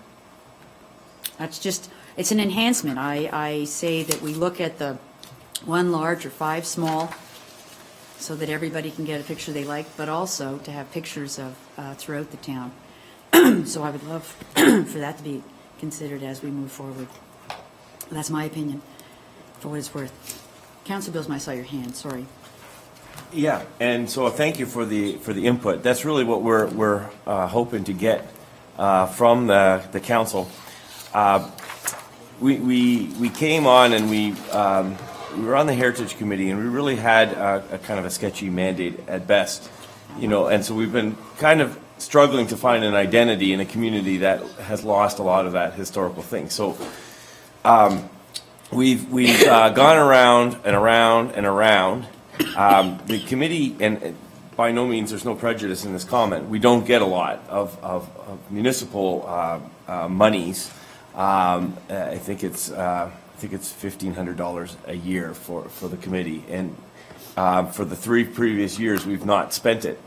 And previous councils, previous iterations of this committee during other terms have spent very little of those monies allotted to the Heritage Committee. And so we felt that we have, for the sake of, I guess, integrity, we have to produce something, because these monies are available and they're not being utilized. And so this was a program that we could, if we got this started, it could be very attractive and easier to duplicate. So just in terms of, and whether there's one picture on there or whether there's multiple pictures, and it has some kind of explanation on there as well. I mean, that's still up in the air. I guess the other, and plaques are not off the table either. We've spent a lot of time talking about various plaques. But unfortunately, like one of the plaques that was proposed was to commemorate a 4-foot section of the feed mill, which is now closed right by the river, because the original foundation is there, and according to Mr. Travis, that's still the original foundation of a feed mill that goes back to the original founders of the community. But it's not very something that you can kind of, it's just a bunch of rocks cemented together, and they happen to be a very, very old structure within a current structure that's slated to change. And I guess the last thing that I wanted to state is there is a sum of money that that other levels of government and communities are willing to contribute to this project. So we're hoping, and the plan is to actually do this virtually well within the allotment that we're given by the municipality for the Heritage Committee, and that we may be able to include the lighting to highlight the mural around the clock and some of those things all within the budget. So we're very excited that other levels of government have shown great interest in this project as well. So we're quite pleased about that. And again, I hope that the committee sees this as being an exciting addition to the heritage of our community. Thank you.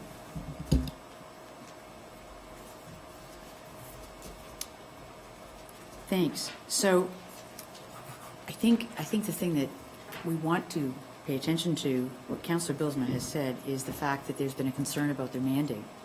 So I believe that failing all else, that on returning this to staff, it would be appropriate to have an appropriate mandate. If the committee thinks that they're failing.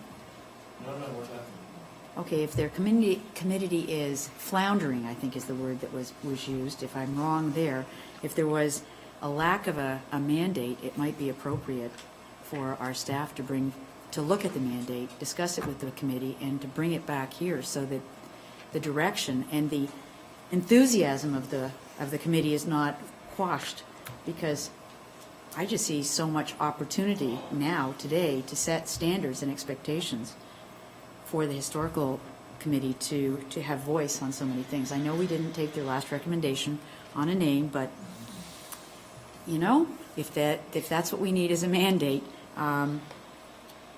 let's give some regard to it. So, okay, so we have before us a recommendation.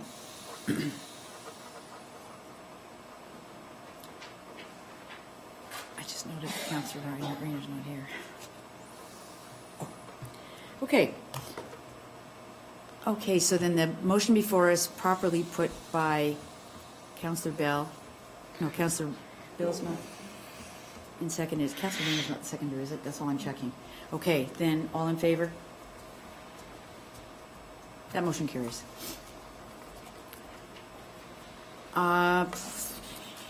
Okay, with regard to PD 170-17 recommendation report, this is the Downtown Smithville Sustainable CIP Commercial Facade Improvement Funding Program update.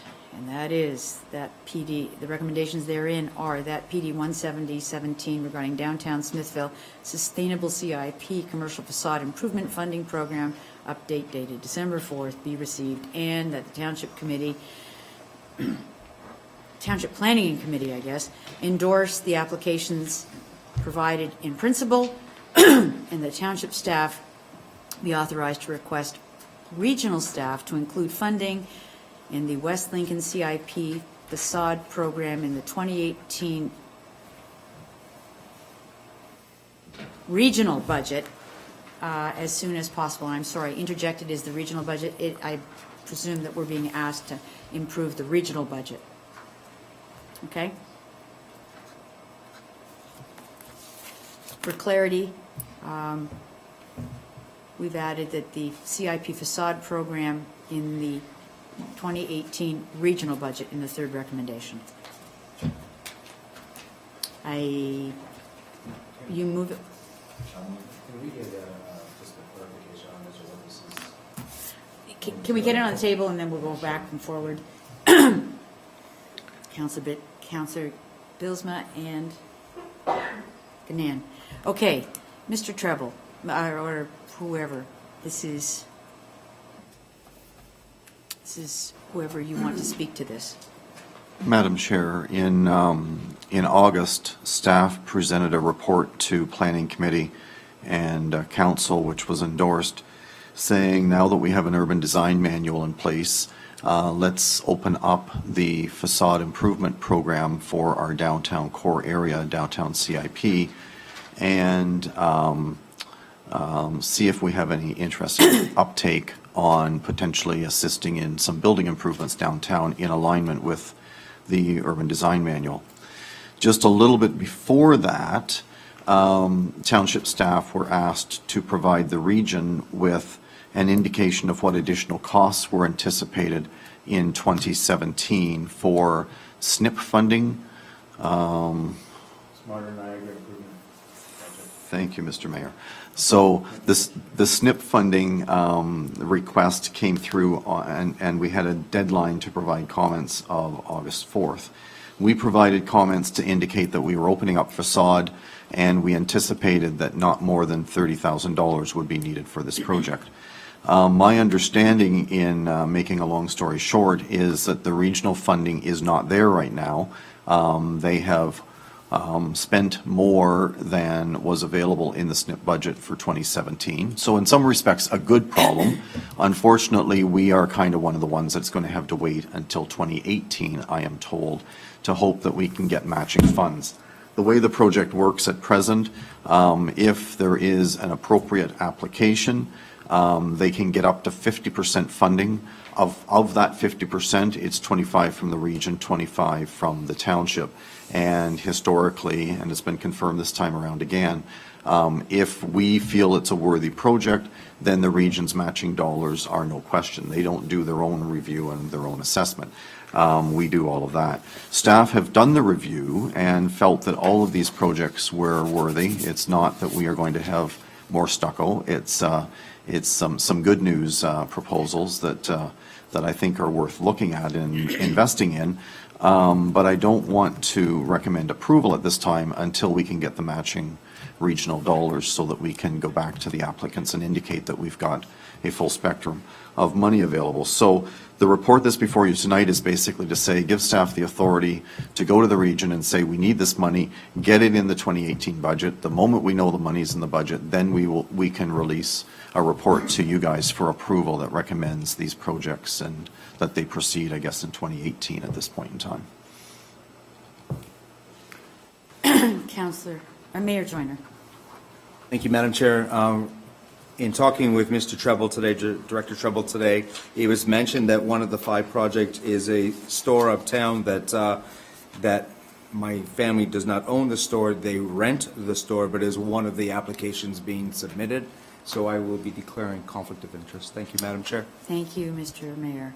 Okay.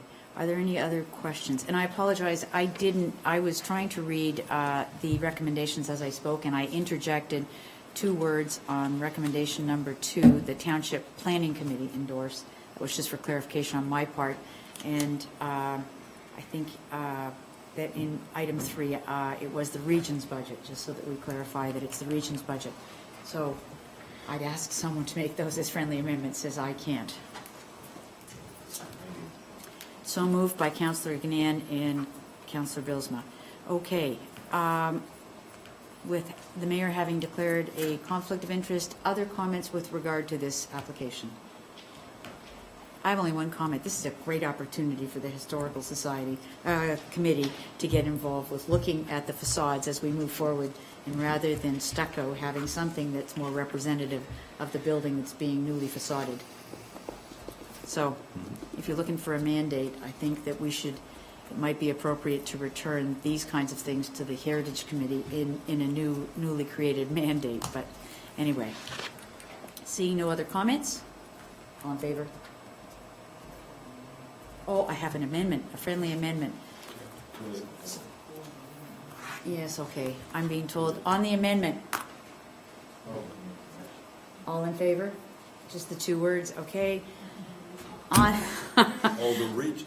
Oh, the region, sorry, we added the region's budget. And on the original motion as amended, that motion carries. Okay, on the next item, where we have the mayor still out of the room, I'm asking Councillor Gannan to take the chair, as I want to speak to this one. The motion is up here, Councillor Gannan, if you want to just use mine. Sorry. No, it's okay. If you need to speak.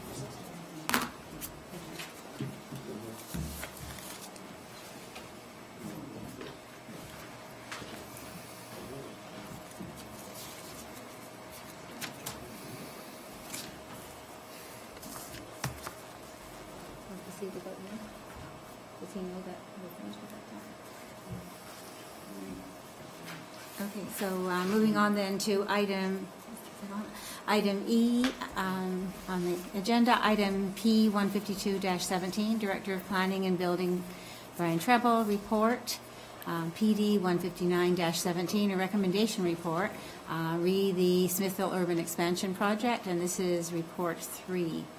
The recommendations, 1, that report PD 159-17 regarding Smithville Urban Expansion Project, report 3, dated December 4th, 2017, be received, and 2, that the attached terms of reference for the sub-watershed study be endorsed in order to commence the urban expansion study, and 3, that the attached terms of reference for the secondary plan process be endorsed in order to commence the urban expansion study, and 4, that the draft agreement between the Township of West Lincoln and the landowners group be referred to Township Legal Counsel for review, such that legal counsel can prepare the proper agreement to protect township interests, permit collection of necessary finances from the development community, appoint a trustee, and outline repayment details relating to the development charges.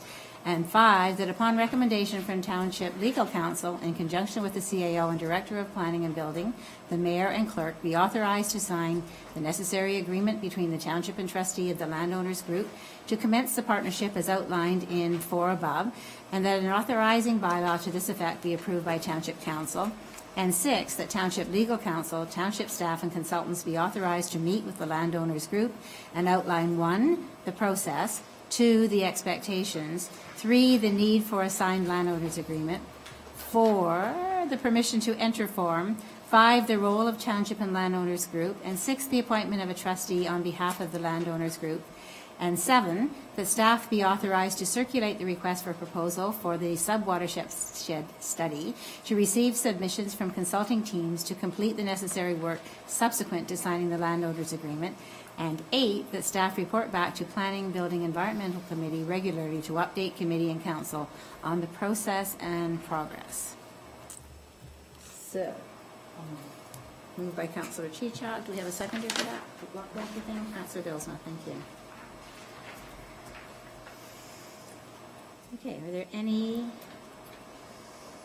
comments or questions? Councillor Chichot.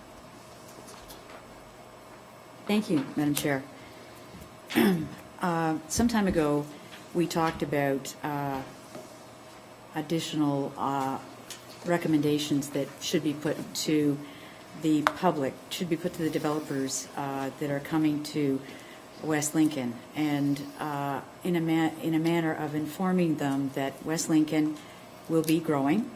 We will be growing to the numbers that are being given to us by the regional staff, because we don't want to go to an OMB hearing to argue that with the region or anyone else like we had to last time, and that there was no misunderstandings by the development communities as to the work and the cost of the work and what it was that was happening.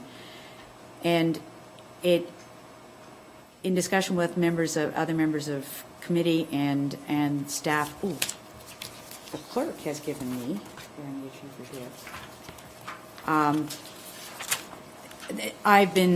it has been suggested that this is a more appropriate place for us to put forward the recommendations in this PD 159-17 regarding the urban expansion project report number 3, because it, if I could put those suggestions for an amendment to this motion forward, that it really is to add clarity, understanding, and to make the development community understand that we are not opposed to growth, but that we are in fact ensuring that we do it comprehensively and for the good of the entire community of the Township of West Lincoln.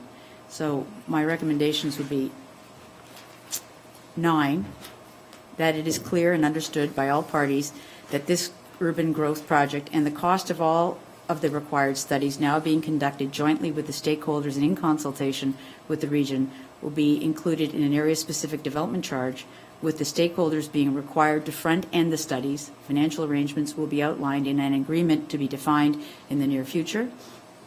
And 10, that in accordance with Regional Staff Report PDS 37-2016, the target growth numbers to be used as the basis of this work are set at 29,460 for residents and 9,560 jobs in West Lincoln to the 2014, even though the region has not concluded their growth study exercise, and that this urban growth project and related studies shall include a focus on growing Smithville as a complete community with a focus on infill and intensification, with a special attention given to downtown Smithville, as well as addressing the existing needs in rural West Lincoln. and that a comprehensive plan to include the entire community, stakeholders, members of the public, and politicians be developed and brought back to the committee for approval. Madam Chair, I cite that this is an RFP that's going out. It's going to be, someone's going to come back. They're going to give us a method and a process, and with these recommendations, I think we've been inclusive of our entire community, and we're not just looking at the urban center, we're looking at the entire growth area that will be brought forward.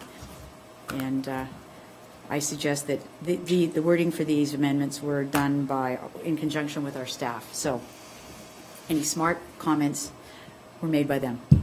So, Councillor, just to clarify, in reading, you did say 2014, but you did mean 2041. My dyslexia, sorry. Not a problem. I just wanted to make sure that people knew that we were going forward, not backwards, so that's okay. So, Councillor Bilsma? We missed the target in 2014. We certainly would have missed that one. I'd like to second that and then speak to it. So you're moving your amendment? Councillor Chichok? I move the amendment. Yes. Okay, I assume and that. Councillor Bilsma, you Second seconded it. that? Okay, so yes, you may speak to it. Okay, there's just one little addition, and it's an important addition. It's something I've been thinking about since this project is coming online. So, we know, and we said many, many times that this is going to be a very long-haul type vision for our community, obviously the number 2041. And I think one of the recorded or undervalued sections of this is the industrial lands. Councillor Chichok's addition to this does speak of the 9,500 jobs. But I would just ask if the note or the addition of industrial lands in number 11, at the end of number 11, could be included. Because I think that I'm going to champion our industrial lands. I'm going to keep bringing it up over the next year, and should I be reelected, because we're into crazy season, without making any assumptions, just whatever. Right. It's something that I think is very, very important for the community to champion the use, the excellent use of our industrial lands, and I think that our developers should also know that we're serious about our industrial lands. That way, because in our industrial lands, we can control some of the things that we're very, very concerned about when applications come up for home industries and those kinds of things. And we encourage people to go to our industrial lands, and then we don't have really a plan for our industrial lands. So there's a couple of ideas that I have in my head that I'd like to be developed, and so I want to include them at this groundbreaking stage on this project. So all that to say, I would like to see the words industrial lands included just before the and at the end of 11. So it would say, I think we have some work being done. okay, good. So basically, it would say on 11, Smithville as well, and the last line, downtown Smithville, as well as addressing the existing needs in rural West Lincoln and industrial lands, and then 12. That's my friendly amendment or suggestion. In an effort to be expeditious, I understand, and I would concede to that friendly amendment, so we don't have an amendment on an amendment. Thank you. I appreciate that. Is there anyone else who wishes to speak to this? No? Sound over there? No one else over here? So we vote first on the amendment? All right, so everyone's aware of the addition to number 11. You have the amendment in front of you, moved by Councillor Chichok and seconded by Councillor Bilsma, with a friendly amendment adding industrial lands after the rural West Lincoln portion of number 11. So we're still receiving questions or comments on that? Well, I asked and nobody said anything, so would you like to, before we go further? Okay. I'm pretty good with this. except that I look at the top and it says amendment to report PD 15917. It's called the Smithville Urban Expansion Project, but yet in number 11, we talk about Smithville as well as addressing the existing needs in rural West Lincoln. I just see some contradictory there. I already think that it's already stated within the report that urban growth also includes industrial lands, so I don't think that we need to add that.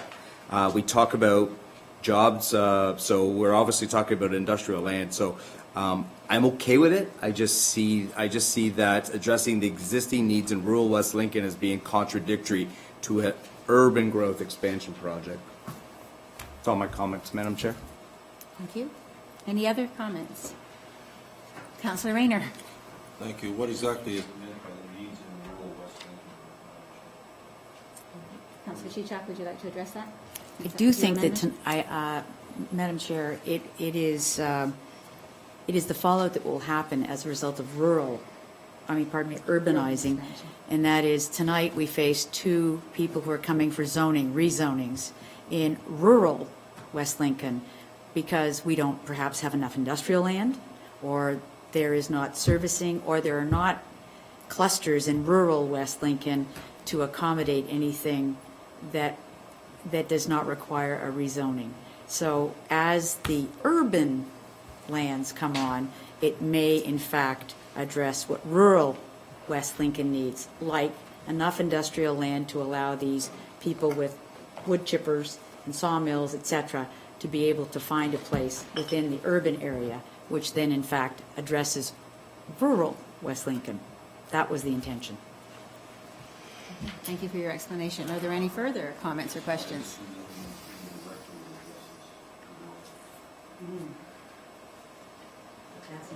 As everybody knows my stand on destroying agricultural land with the interest in progress, I know it makes the developers salivate to know the opportunities are coming down the road, and we can't wait to get at it. But I also love and respect the agricultural part of it and hate to see it destroyed.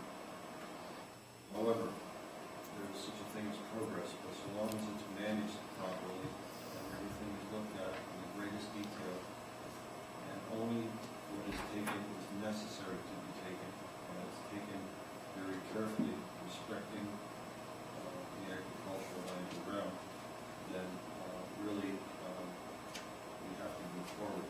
So I appreciate Councilor Chichak adding this.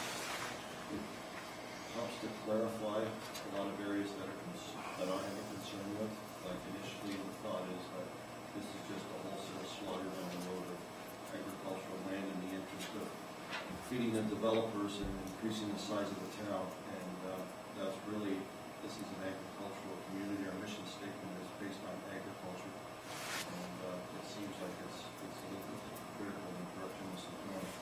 However, by the same token, we have to grow. As long as we do it smartly, we do it carefully, we plan it properly, we only take what we have to take when we have to take it, then I can support this. Thank you, Councillor Rayner. Okay, I think probably we have exhausted most of those. Once again, I'm not going to read out the amendments. You have them in front of you. You know that there's been a friendly amendment to add industrial lands, and I'm going to call for this motion the amendment moved by Councillor Chichak, seconded by Councillor Bilsman. All in favor? Okay, thank you. So the amendment carries, and now we want to... Yes. Did you... Thank you, Madam Chair. I would like to ask Director Treble a question. Mr. Treble, number 6 here, it starts off by saying that the Township Legal Counsel, and then it goes to the 6th bullet point, which says the appointment of a trustee on behalf of the landowners group. Is it your opinion, Mr. Treble, that that should be someone who is of legal stature, someone who is a lawyer, a barrister, or solicitor? What has been done in the past, and who can that be? Through you, Madam Chair. I have had some discussions around the trustee component, and I'm getting slightly mixed signals so far. But I do have a meeting with Township Legal Counsel Tom Richardson tomorrow where I hope to be given some clarity in terms of what the expectation is in terms of who the trustee would be that would be authorized to hold the money on behalf of the development group. So I can certainly report back in the future on what the expectation is there. As I say, I'm getting mixed signals right now, but I will flush that out and let you know. Thank you, Mr. Treble, for your comments. Any other comments or questions on the original motion? Okay, so you've heard and read the motion made by, again, Councillor Chichok and seconded by Councillor Bilsma, with now 12 parts to that. So I'm going to call for the vote on that, please. All in favor? Thank you. That motion carries.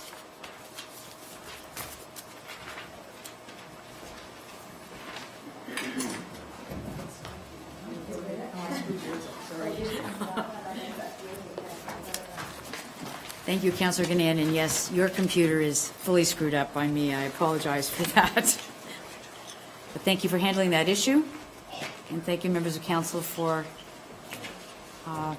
allowing me the opportunity to step down from the chair. Going back in, though, we have a recommendation report on regional transportation policies. It's PD 165-17, regional transportation policies, and the recommendations therein are that report PD 165-17 regarding regional transportation policies dated December 4th, 2017 be received, and that committee and council endorses this report and recommends that this report be forwarded to Regional Planning Committee and Regional Council as the township's comments. I need a mover. Mayor Joyner. Councillor Gannon. Mayor Joyner. Madam Chair, Mr. Treble, it is my opinion that all regional roads that travel through the township of West Lincoln should have enough space for a bike path. Have we made that recommendation to the region, or did I just miss it and it's already in there? Through you, Madam Chair, that is not a recommendation in the staff report, but it is part of the policy set. It's already part of the region's proposed policy. Thank you, Mr. Treble. I understand from a committee meeting that we had at the region about a week ago that the old policy that we had actually had stronger language in developing bike lanes on regional roads than the new one does. So that's why I'm just asking if that in case is the fact. I know that we had staff member Maddie, I can't remember her last name. Yes. Yes, was there, and she can confirm that was an issue that was brought up at that committee meeting, that we need stronger language in our regional official plan to deal with bike lanes on our regional roads, even if they're rural regional roads. Through you, Madam Chair, I was simply looking at policy 9D, which is on, I'm so confused as to what page numbers apply here tonight, page 253, I think, of the entire package. And 9D is active transportation, which talks about the strategic cycling network and bikeways master plan. And so I was assuming that it was incorporated, but I have not compared former regional policy with new. I've just been looking at what we've needed in terms of additions in the West Lincoln context. So I can't speak exactly to the point, but there is 9D I see, so. So through you, Madam Chair, to Mr. Treble, can you have a conversation with Maddie just to hear what she heard, just to confirm what I heard, and what they were asking us was for stronger language in this active transportation plan, because according to the gentleman who was doing the presentation, and she can give you that name, that the language was much stronger in the old policy than it is in the new policy. And I quite readily agree with that gentleman that we need to increase for the future the policy, not decrease it, especially with our regional roads leading north-south into places like Grimsby and Lincoln, where there's going to be the GO train coming. So active transportation is going to become a bigger part of society going into the year 2041. Thank you. Other comments? I just want to pay special consideration to page 228, which is really page 228, I guess, which is the Smithville bypass, and our special emphasis on the fact that the Smithville bypass does need to have a preferred routing through Smithville, either north side or south side of downtown Smithville. And we need to look at that, and that can't be forgotten, because it will resolve a number of things for people who've been waiting and want to understand that it is going to be included. So I see you've got it there, and I appreciate the fact that you've special consideration to it, Mr. Treble, with your staff. Thank you. So, Mayor, sorry, Councillor Bell. Through Madam Chair, you touched on what I have here. I was going to ask about the bypass. I guess the question is being asked, do we have any idea at this point in time when we're going to get confirmation of a bypass? And as was alluded to, is it going to be on the north side or is it coming to the south side? Because there has been lands put aside for a bypass and they're kind of sitting there in limbo right now. I know just recently we did confirm that let's keep them on the books. And I just wonder with this report, if you have any information that would get us any closer to knowing. Mr. Treble, Time. you might want to say what state those lands are, given that tonight we are expropriating or not expropriating, but giving 3 feet. So if you could, I think Councilor Bell's point is very, very appropriate. Through you, Madam Chair, I would anticipate that the urban boundary expansion exercise that we just deliberated on in the previous report will deal with not only how to service the lands from a sewer and water point of view, but also from a transportation point of view as well. And things like a new bypass route, which might be a completely new linear corridor, will be hashed out through that process. And proper consideration for how you compensate will have to be deliberated as part of all of those discussions. So we're looking at 3 to 7 years. Or 10. As that being the urban saying, that's the plan. There's, through you, Madam Chair, I guess there's kind of 2 parts to it in a way, if I may. Inside the swap lands, the Northwest Quadrant land, we do have the opening up of Spring Creek Road and the linkage off of Future Roundabout, which I'm hoping is like 18 months away at the most. That could be a short-term opportunity to get some traffic to the industrial park and out of downtown. But I don't see it as being the longer-term solution as if we grow to the numbers that have been allocated by the region. So I think there's a short-term piece, which might be in the range of 5 years, but then the longer-term one will be the one that's part of the urban boundary study. Thank you. Mayor Joyner, I had first, and Councillor Bilsma.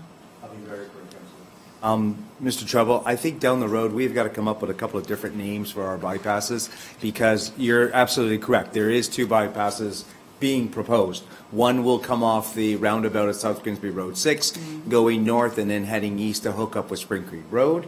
The other one potentially could be a bypass that comes off of South Grimsby Road 7, does the same thing, goes north over the tracks and then hooks east into Yonge Street, which potentially could then outlet somewheres on the east end of town, east of our industrial park, onto Highway 20. Now, there's a lot of different configurations right now. I won't even presuppose to know exactly where that's located.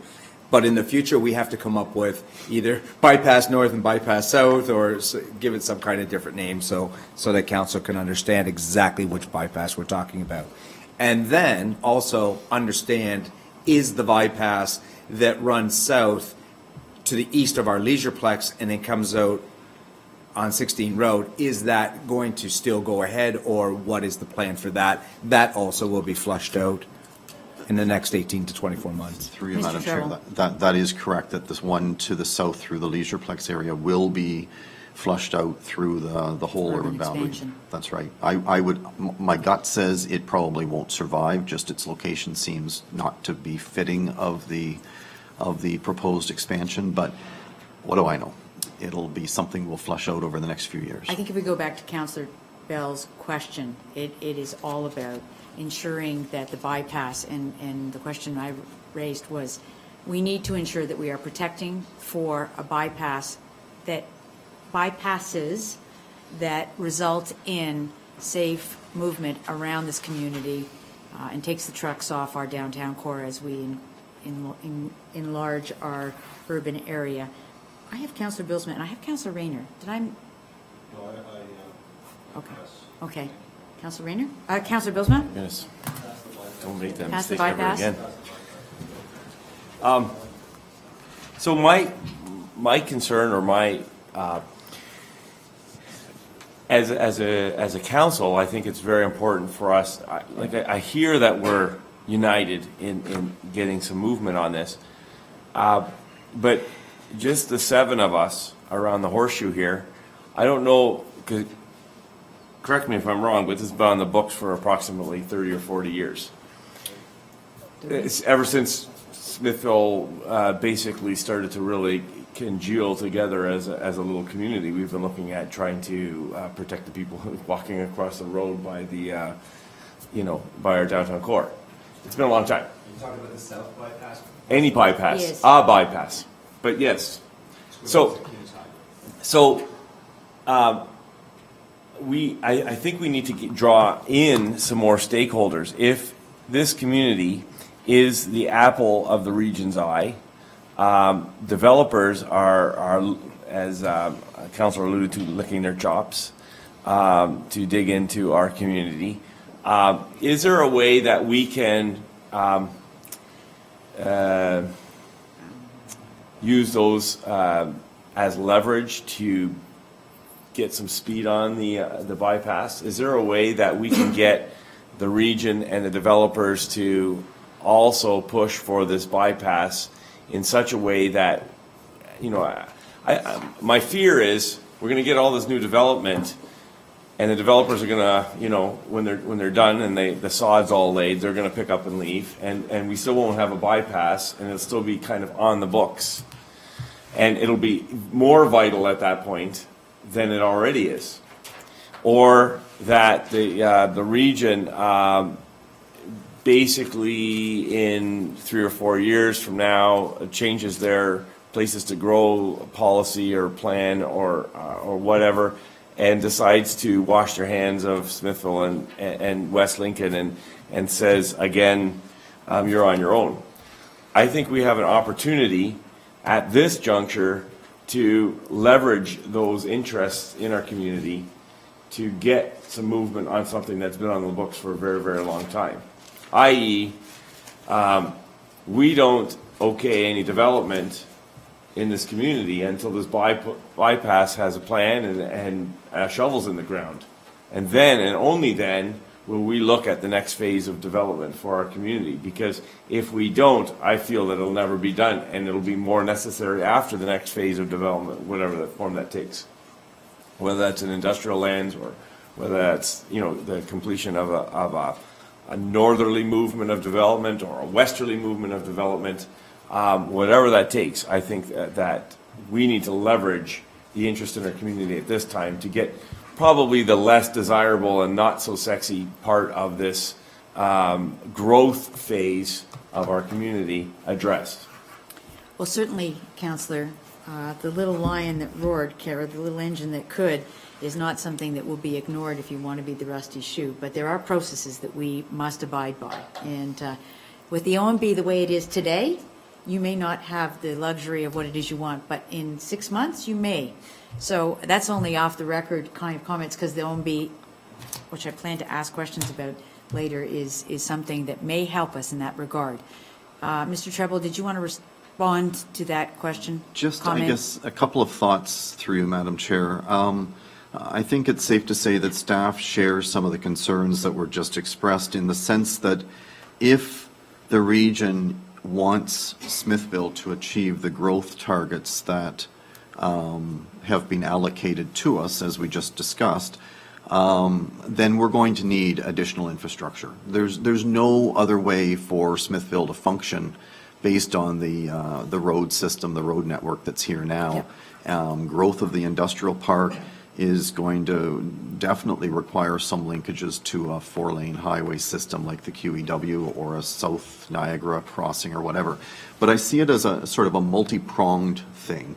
It's not just the bypass, it's not just the escarpment crossing, it's those two plus the improvements of Highway 20 into the Hamilton area, which they call a role and function study, and it's the establishment of the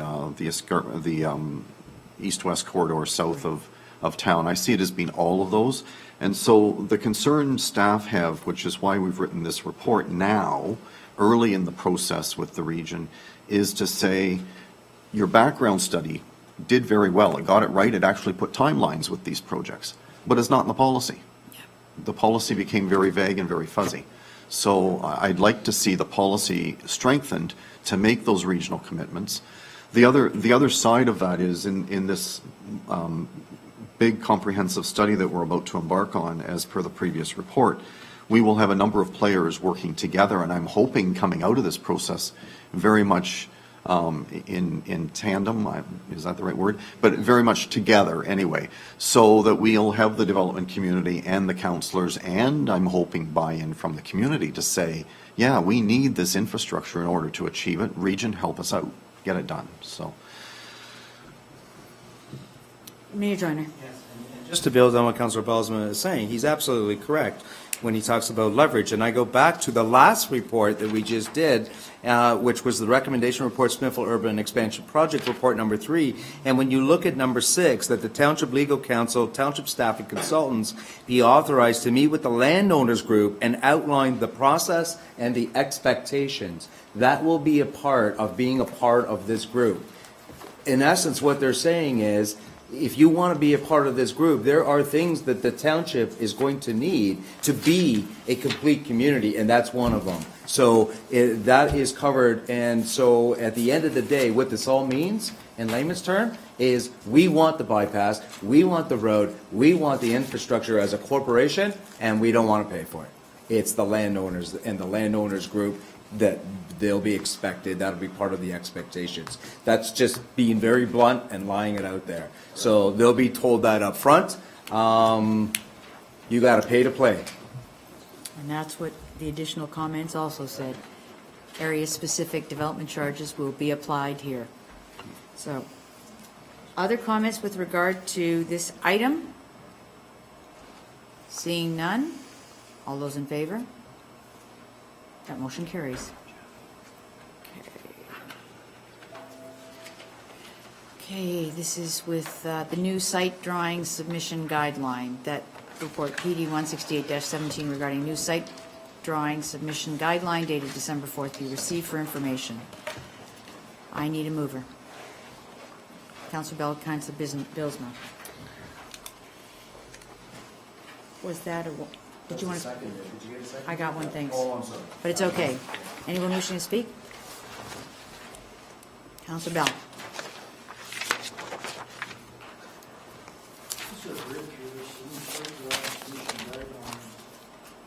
Just looking for some clarification. I get the idea that you need this, you need to have surveying. You know, somebody wants to put a shed in, a 10 by 10, don't be confirmed, we're talking about when you trigger needing a building permit. So a 10 by 12 shed says I need a building permit. So now, because I triggered that, I mean, you really not expecting community drawings and surveys.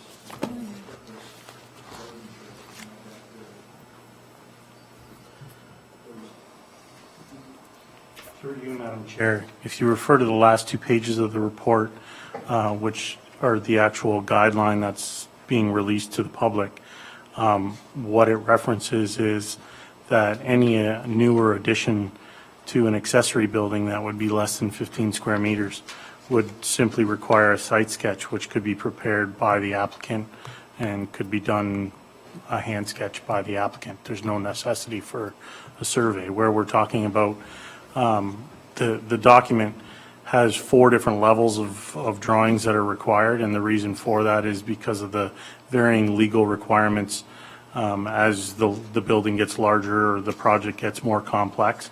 So the simple answer to your question is no, someone who has a 120 square foot shed is not going to need to submit a survey. Thank you, I just wanted to clarify that. Thank you. Other questions? I just need something to understand. 15 meters squared requires a survey sketch. I'm talking about agricultural buildings, because a survey of your house is definitely costly. but a survey of a farm, I just want to know what the trigger is. So 100 meters squared would be a building what size in not metric? Would it be a chicken barn? 1,080 square feet. So it's. let's see. 1,080 square feet. Yeah, So that would be less than a chicken barn. correct. That would be if I needed to put a drive shed on my farm, and I had a 100-acre farm, and I had to do a new survey because mine is 5 years old. That could cost the neighborhood $15,000. It's not a survey. It's a, No, I was talking about Just- the legal survey, sorry. no, but that, a legal survey is not required. It would be a survey sketch for an agricultural building. It's something over 100 square meters. So. So that's what I any- meant. What is 100 square meters? That's what I was asking, sorry, because I was going to the 1,080. legal survey thing. 1,080, so any building of significant size, and the 100 square meters, if I'm not mistaken, and I refer this to Mr. Boersma. Borma, no S, right? No L usually at this time of year, but we got no S's. I don't usually call him Mr. Borma in the office, so pardon It's pardon appropriate my for this room, though, okay. mistake. But that number is related to numbers in the zoning bylaw as to the requirements. So, but the 100. Actually, the reason I'm asking that is because if a farmer wants to put up a drive shed and it's like for tractors, and it's 1,000 square feet, he has to get a survey. If it's under 1,080 square feet, he doesn't need one, but if it's over, he does. But it is, so that would, but I'm just saying that that's not doing your house anymore. That's a wholesale survey that, of a 100-acre parcel, could be substantial. I know And we it- just did one, so. It wouldn't necessarily, we wouldn't need like if it was a 100-acre parcel, we wouldn't need a survey showing the whole 100 acres. We would need the area that would show the relative area or the area specific to where the building is going. So a If it's survey 100 of the acres, site plan, of the site area. yeah, and that's at the discretion of the building department. This is meant to be a general document that's handed out to folks at the counter to alleviate some of the questions and the concerns as to who needs one and who doesn't need one. So this is a general form that's handed out, but it's still at our discretion. So if this is, again, a standardized form, but it's by no way a rule. The rule is that the CBO makes the decision as to what drawings are necessary. They're identified in the building bylaw as to what is necessary. These have always been the requirements. This is just to give some clarity to folks that are making application at the counter.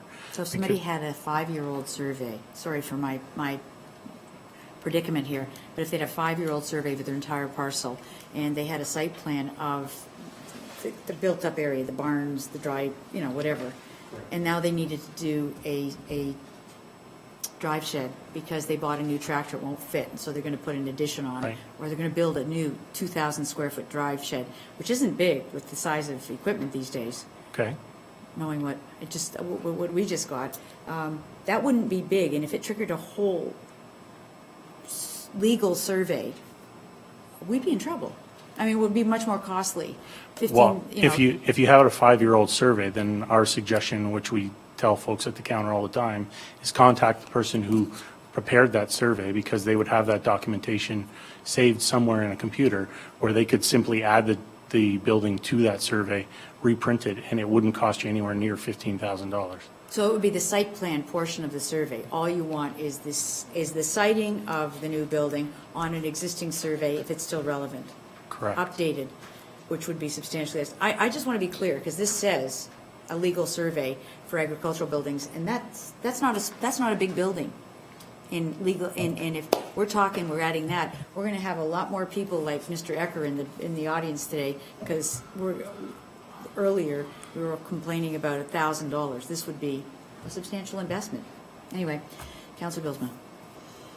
I think it's also very important, I know one of the concerns CBO may be also addressing is we're no longer islands all by ourselves able to do on our 100 acres whatever we want, wherever we want in the neighborhood of our homesteads, because so many especially in the agricultural sector.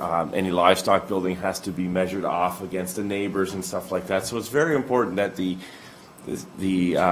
building department has the information, accurate information necessary so that they can do their little circles and all those kinds of things as part of a site plan, so that they're in the know. Because the last thing that we need is to grant a permit based on some sketches and goodwill of a farmer, and he goes ahead and puts up a building, and a neighbor complains that it's too close, and we actually do then, at that point, a survey and find out, yes, and now we have a problem. So I think in the interest of providing the building department the information that they need, they should have the tool necessary to trigger what's necessary to get the information that they want, and not say, oh, well, you're not required to know this because you don't have a policy backing you up. And we can say, no, we have a policy backing us up. We can ask for as much as this, and that's the information necessary to make a smart decision that we can back up with all of our policies and setbacks and so on and so forth. So I think that we trust the building department to come up with the tool that they need to get their job done that protects the municipality. And if at their own discretion they choose not to circumvent some of the or make exceptions, small exceptions, because they have enough information and they're comfortable with it, then by all means that's up to their discretion. But at least we should give them the authority to ask for what they need. It's an information report, Councillor Bilsma. Okay, Councillor Bell? Just reading the last paragraph, page 267, I think it pretty much summarizes what Councillor Bilsma's been saying. It's a guideline, and it's there. We need this. We're making decisions, and we want to make the most informed decisions we can. And in order to do that, we have to have the building department, the planning department bring forward all that information. I get what Councillor Chichek's saying, cost involved, but again, it's a guide, the individual talking either with our inspectors or with the building department. They're going to give me direction and guidance as, yeah, you need this full survey. No, we just need specific areas. So I definitely support the document, no doubt about it. I think it's something we need. So I just wanted to throw that out there for clarification. Yep. All in favor? That motion carries. Okay, with regard to item, this is a piece of information update on clarification of Health Canada medical marijuana regulations. Mr. Treble, did you wish to speak to this? I think it's pretty self-explanatory. Yeah, through you, Madam Chair, only really to probably outline for committee that we had a chance to do a follow-up with Health Canada, and it was timely because it was after the last public meeting we had with GAO, where I think every one of us in the room were just a little confused, and especially the consultant of the evening. So it turns out that there are multiple different categories of how medical marijuana can be grown on properties. We've identified them in the 5 bullets in the middle of the memo. And the one that was described by Wei Gao, I think it was Wei is his name, the son, yes, at the public meeting, is bullet number 5, where you basically have people in common growing on a site, and that is permitted by Health Canada. It would appear from the discussions with Mr. Pullman that what has happened is people challenge Health Canada regularly that they're impacting people's rights to charter rights and freedom and all of that stuff. And so Health Canada simply backs off and says, yeah, okay, we can do that too. So the regulations were at one point licensed facilities only. Now we got 5 of them. And Health Canada says that's just fine. So. There's no motion to be put on this one because it's just an update, but Councillor Trombetta, you had your hand up? Yes, just for clarification. It's bothering me. Is that the right spelling for this? That's my question. It's the second time, third time, is that the correct spelling of spelled with an H. marijuana? Is that the correct spelling? Through you, Madam Chair, it seems that both are interchangeable from what I can tell. We'll do a Google search on that later, but Okay. at this point, before council, could you have that looked into, please? Okay, We can call it cannabis.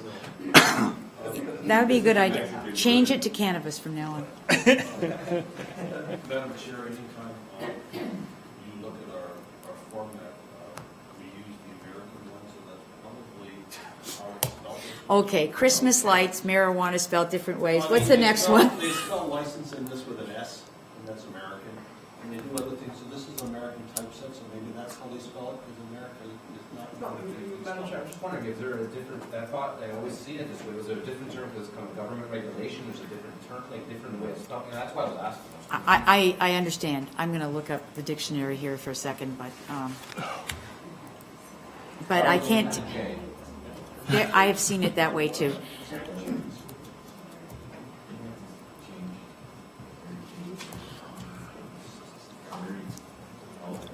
Okay, so having gotten that question, is there any other questions that we might be able to put to rest? Councilor Bill Smith, your question's been asked. Yes. I'm not really sure. It says why the feds still use marijuana, M-A-R-I-H-U-N-A-N-A, and it's also spelled M-A-R-I-J-U-A-N-A. So in fact, both look to be on Google. If that's the dictionary and federal, if that's the end, yes. Madam Chair, I think anybody who uses this product after a while would probably not be able to differentiate between the two. Thank you. Okay, so there is an H and a J interchangeable, as Councillor Rayner has suggested. So now that we have that put to rest, the last item on our agenda, which I've now lost. Second last, I apologize, I'm rushing you.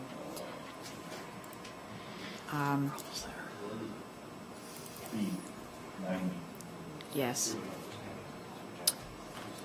This is the. It's not allowed. I tried, no, I'm sorry, I apologize, I was rushing ahead. The memorandum on medical marijuana is there for information. The item on Mars Homes is virtually just an information item because you passed something saying we can make these additions earlier. There's just an information piece saying that Mars Homes needs a correction and it will be placed on the December 11th council agenda for dealing with it. And that's the end of my agenda. No? Guess what? I have to go back to the agenda, sorry. Well, it's because I'm on, yeah, I know, but I have to go back. Okay. Canada, sorry, I'm sorry, Councillor Bell. I was going through the agenda rather than being on my first page. Councillor Bell would like to revisit the medical marijuana bylaw. There's a for discussion item here. Councillor Bell. Thank you, Madam Chair. Yeah, I would like to voice my opinion on an issue that is of great importance to our community, and that is the medical marijuana production. I would also like to ask the Chair and the Council to grant me some leeway in presenting my views on medical marijuana production in our community. It's my belief that we must correct our bylaws to reflect the changes that the government of the day has made to the original medical marijuana production bylaws, rules, and regulations in Canada, and now to include some of the following that are aware at the present time. And they talk about the licensed grower. It's in my opinion that the licensed grower and landowner be legally responsible for all aspects, person or persons growing medical marijuana, to include that all the rules are being followed and to be limited to any one rule or regulation around medical marijuana. The second is that the right to have someone designated to produce for them. Should a person or persons have someone designated to produce medical marijuana for them, then the same rules as a grower or medical marijuana shall apply, and applications shall be made to the municipality of West Lincoln requesting authorization to grow medical marijuana on the said lands and by the said licensed grower. The third was the right to grow for themselves and one other person or to grow together in common. It's my opinion that the same rules apply to the individuals as the licensed growers, and application shall be made to the municipality of the West Lincoln requesting authorization to grow marijuana, clearly stating the location and the person or persons that are growing and who it's for. Right up to 4 people to grow marijuana in common on a production site owned by someone else. And again, the rules, it's, accountability of the licensed grower, the landowner, be legally responsible for all aspects. Persons growing medical marijuana to include but not the limit to all the rules around medical marijuana. Should a person or persons have someone designated to produce medical marijuana for them, then the same rules as the grower should and must apply. And an application shall be made to the municipality of West Lincoln requesting authorization for growing medical marijuana on the said lands and by the said licensed grower. It's my opinion that the same rules apply to the individuals as licensed growers. Application be made to the municipality requesting authorization again. And right of individuals to grow at home. Application should be made to the municipality requesting authorization to grow medical marijuana, even though it's in their own home, clearly stating the name of the person, where it's located, and a proof that they have the license to do such, and location on the property where the marijuana is to be grown. And, these are all in here. I know we've all read and we've heard about it, but I have a lot of concerns because the bylaw that was brought in by council, the last council was a good bylaw. We really thought we had it covered, but the rules are changed now with the government of the day to allow just anyone to grow. And as we've seen through the application for Port Davison Road, I can ask any one of these individuals to grow for me. And if you read the rules for them, it says, and we suggest that you put a lock on your door. We suggest that you don't advertise. We as a municipality have the right to strengthen our bylaws and make sure that they abide by the bylaws. So with that, I just would like to put forward that we requested staff go back, revisit our bylaw, include all these new amendments made by the government. Let's get them in there and make sure that not every Tom, Dick, and Harry can just grow marijuana and do what he wants and says, yeah, I got a lock on the front door. Sorry, they broke it in. We've all heard the horror stories out there in the news, different areas. We've heard about the legal places just right, our neighbors down below the escarpment, that they were busted and closed up for selling much more than what they're allowed to sell. So I'd like to see us as a council do everything we can to protect our community and do what we can, and let's do what we need to do to get it done. And that's really my ask, and I welcome any comments or any more additions that we can do, and, need to work with staff and have them bring it back in the new year sometime so that we can move forward, so that we can work with any other applications that should come forward. And if that means moving it from the rural area into an industrial area, then so be it. But yeah, I really can't say enough about it. I just really hope council's on side and we can direct staff to do something, revisit our bylaws. Thank you for your time. Thank you, Councillor Bell, and I do believe that actually in the hustle and bustle of our last visit to the marijuana discussions, we did overlook Councillor Ganan's ask to have the bylaw reopened and reviewed. Not reopened, but reviewed. So with that, I shouldn't take more words out of your mouth. Councillor Ganan, at the last meeting, you asked for us to review the bylaw. Did you want to speak to that? Yes, thank you, Madam Chair. I was concerned about the loopholes everywhere, and I support what Councillor Bell had to say, and I do think we need to look at those bylaws. But one of the things that is appearing that that could just sort of open up the gate that is my concern, and you kind of touched on it a little bit, Councillor Bell, is that Mr. Treble has identified that now Health Canada has said that you may have 4 people, and you can grow for 4 people. So it sort of gives our friend down the road the right to rent his space. But the license that comes still says that if they're not going to personally grow it themselves, they must name a designate. So I think that's the area that we particularly need to pay attention to, so that we don't get the, well, I'm not responsible kind of thing, because we fully know that those 4 people will not likely come out and daily tend their crops and take responsibility if something was to go wrong, or if there are complaints or whatever. And so the whole aspect of the rules that go to the people who are getting these licenses say certain things, and yet Health Canada is saying other vaguer things. I think that's the kind of stuff that we have to especially make sure that addresses our concerns in our community. People are really upset about the whole issue, and I think we need to do what we can to tighten that up. But that would be my keen, in the forefront example, because that was one of the things when faced with the whole idea of having a designate and who is a designate, and it wasn't on the licenses, that kind of shot a hole in a little bit of what they were saying the last time. The other thing that I don't know, Mr. Treble, if in your conversation with Health Canada, is it any medical practitioner that can recommend?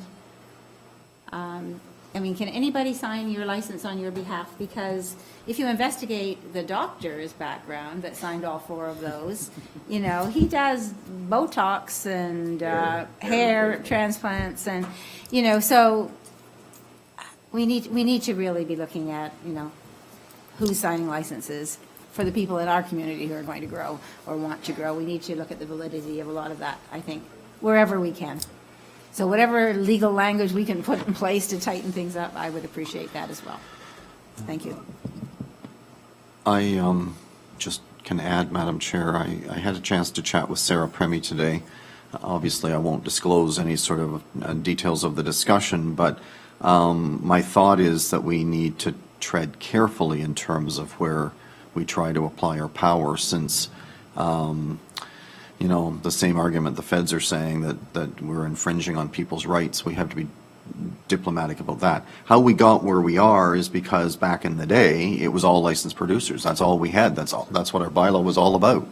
So clearly the bylaw is not written right. I get that. Just how we get to something that we can all live with, I just haven't got my head around that yet. But I've already started working with Sarah to get some guidance and advice around, what we can and what we cannot do inside our zoning component of the process. So, very clear, we can put a motion forward. This was on the agenda, so I think, Councillor Bell, you wanted to have the bylaw reviewed. It could be staff direction, but we want to have the existing bylaw for medical marijuana reviewed and brought back to this council as soon as possible. And I think you have a seconder in your friend here. Councillor Ganaan. Oh, did you want to speak to it? Oh, second. But was it with an H or a J? Okay. He wants the hair transplant. Okay, that's 3. All right, we have a motion duly moved and seconded on the floor. No more comments? I think we need pep pills. All in favor? That motion carries. Thank you for bringing that forward. Okay, on other items on the of interest by members of council. Councillor Rayner. Okay, Councillor Bell. It's going to be fast. They're all going to pass just to see if you know it. Councillor Bilsma. Councillor Ganaan.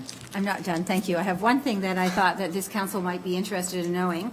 Last Friday, and some of you may already know, but I'm not sure that all do. Last Friday, there was a constituency meeting held by Sam Osterhoff at Legion Villa 1, which then moved to Legion Villa 2 because there were more people who wanted to come.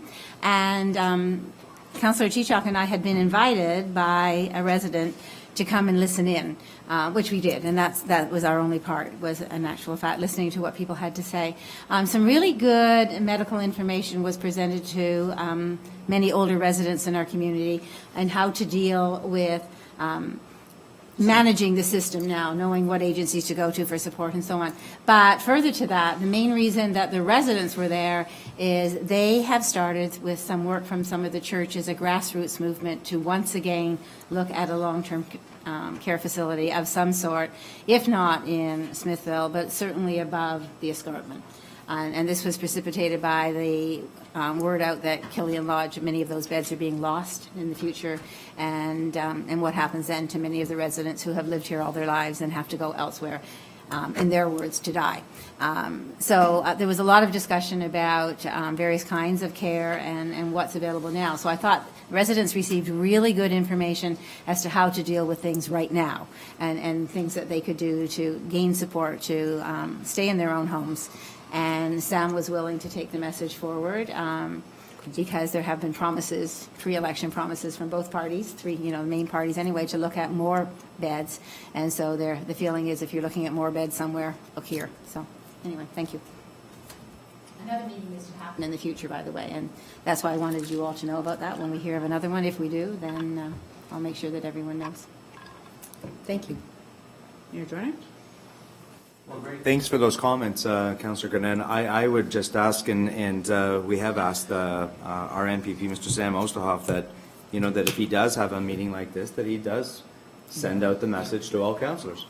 I was kind of slighted. I am the chair of Public Health and Social Services, so it's a $370 million budget, and we do deal with I do deal with long-term care facilities. So to hear that there was a meeting about that and not be invited was a little bit disturbing, to say the least. Not, you don't need a response. But just further to that, we didn't know what we were going to do. I never said that. I never said you did.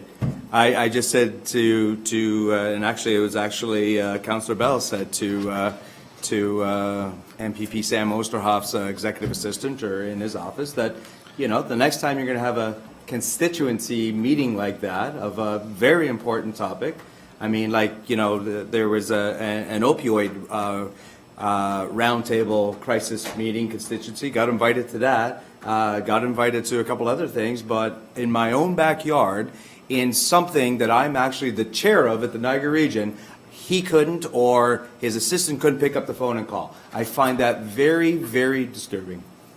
Very disturbing. So, am I a little passionate about the fact that he didn't get a call? I am. I know Councillor Bell's pretty mad about it too as well. So, kudos to our residents. So. I think in fairness, there was an exchange about calendars, and I hear you, Mayor Joyner, and certainly had we known that there were selective people being invited as a furtherance, at the end of the meeting, Councillor Gurnan and I approached his assistant and suggested that we have a calendar that says what's going on in our township, that is available on our website, and that it's becoming more fulsome, more complete about everything that's going on. So if you want to come to anything, it's normally on our calendar. And we asked that something similar to that might be available from his office as well. So I'm not suggesting that that's more than a bandage, but I think your comments, if not picked up this evening, should be directed directly to Mr. Oosterhoff's office. But and they already have. Okay, then. Okay, Councillor Trombetta. Have we given you enough time? Okay. Okay. Okay. We have an in-camera session with attached to planning, which we can go into and would then free our staff from continuing on in our presence for the evening as we resume with admin. So I could continue with the meeting in camera, and we could then resume in public session for administration. But I'm making sure that I have the will of committee. So we're going to lose all of our staff. But there's nothing on admin that necessarily requires this group of staff anyway. So I'm going to declare the meeting, the public meeting ending, and we'll go into camera so that we can have the benefit of Mr. Treble and not ask him to stay through administration. Is that okay with you guys? You want him to stay?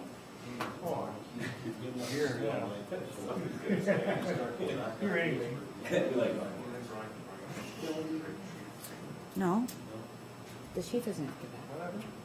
No. Well, the chief has given us the benefit of his company for the whole of the evening. This is so unusual, I'm just grateful, that's all. Chief, I believe that it would be appropriate now to seek a motion to go in camera. Sure. Oh, Councillor Bilsma? So then we're going to come back out to administration. Yes, we are. We're going to come back and finish planning, actually, because we're going into camera right now, right? We will do a short recess as soon as I get a motion to go in camera.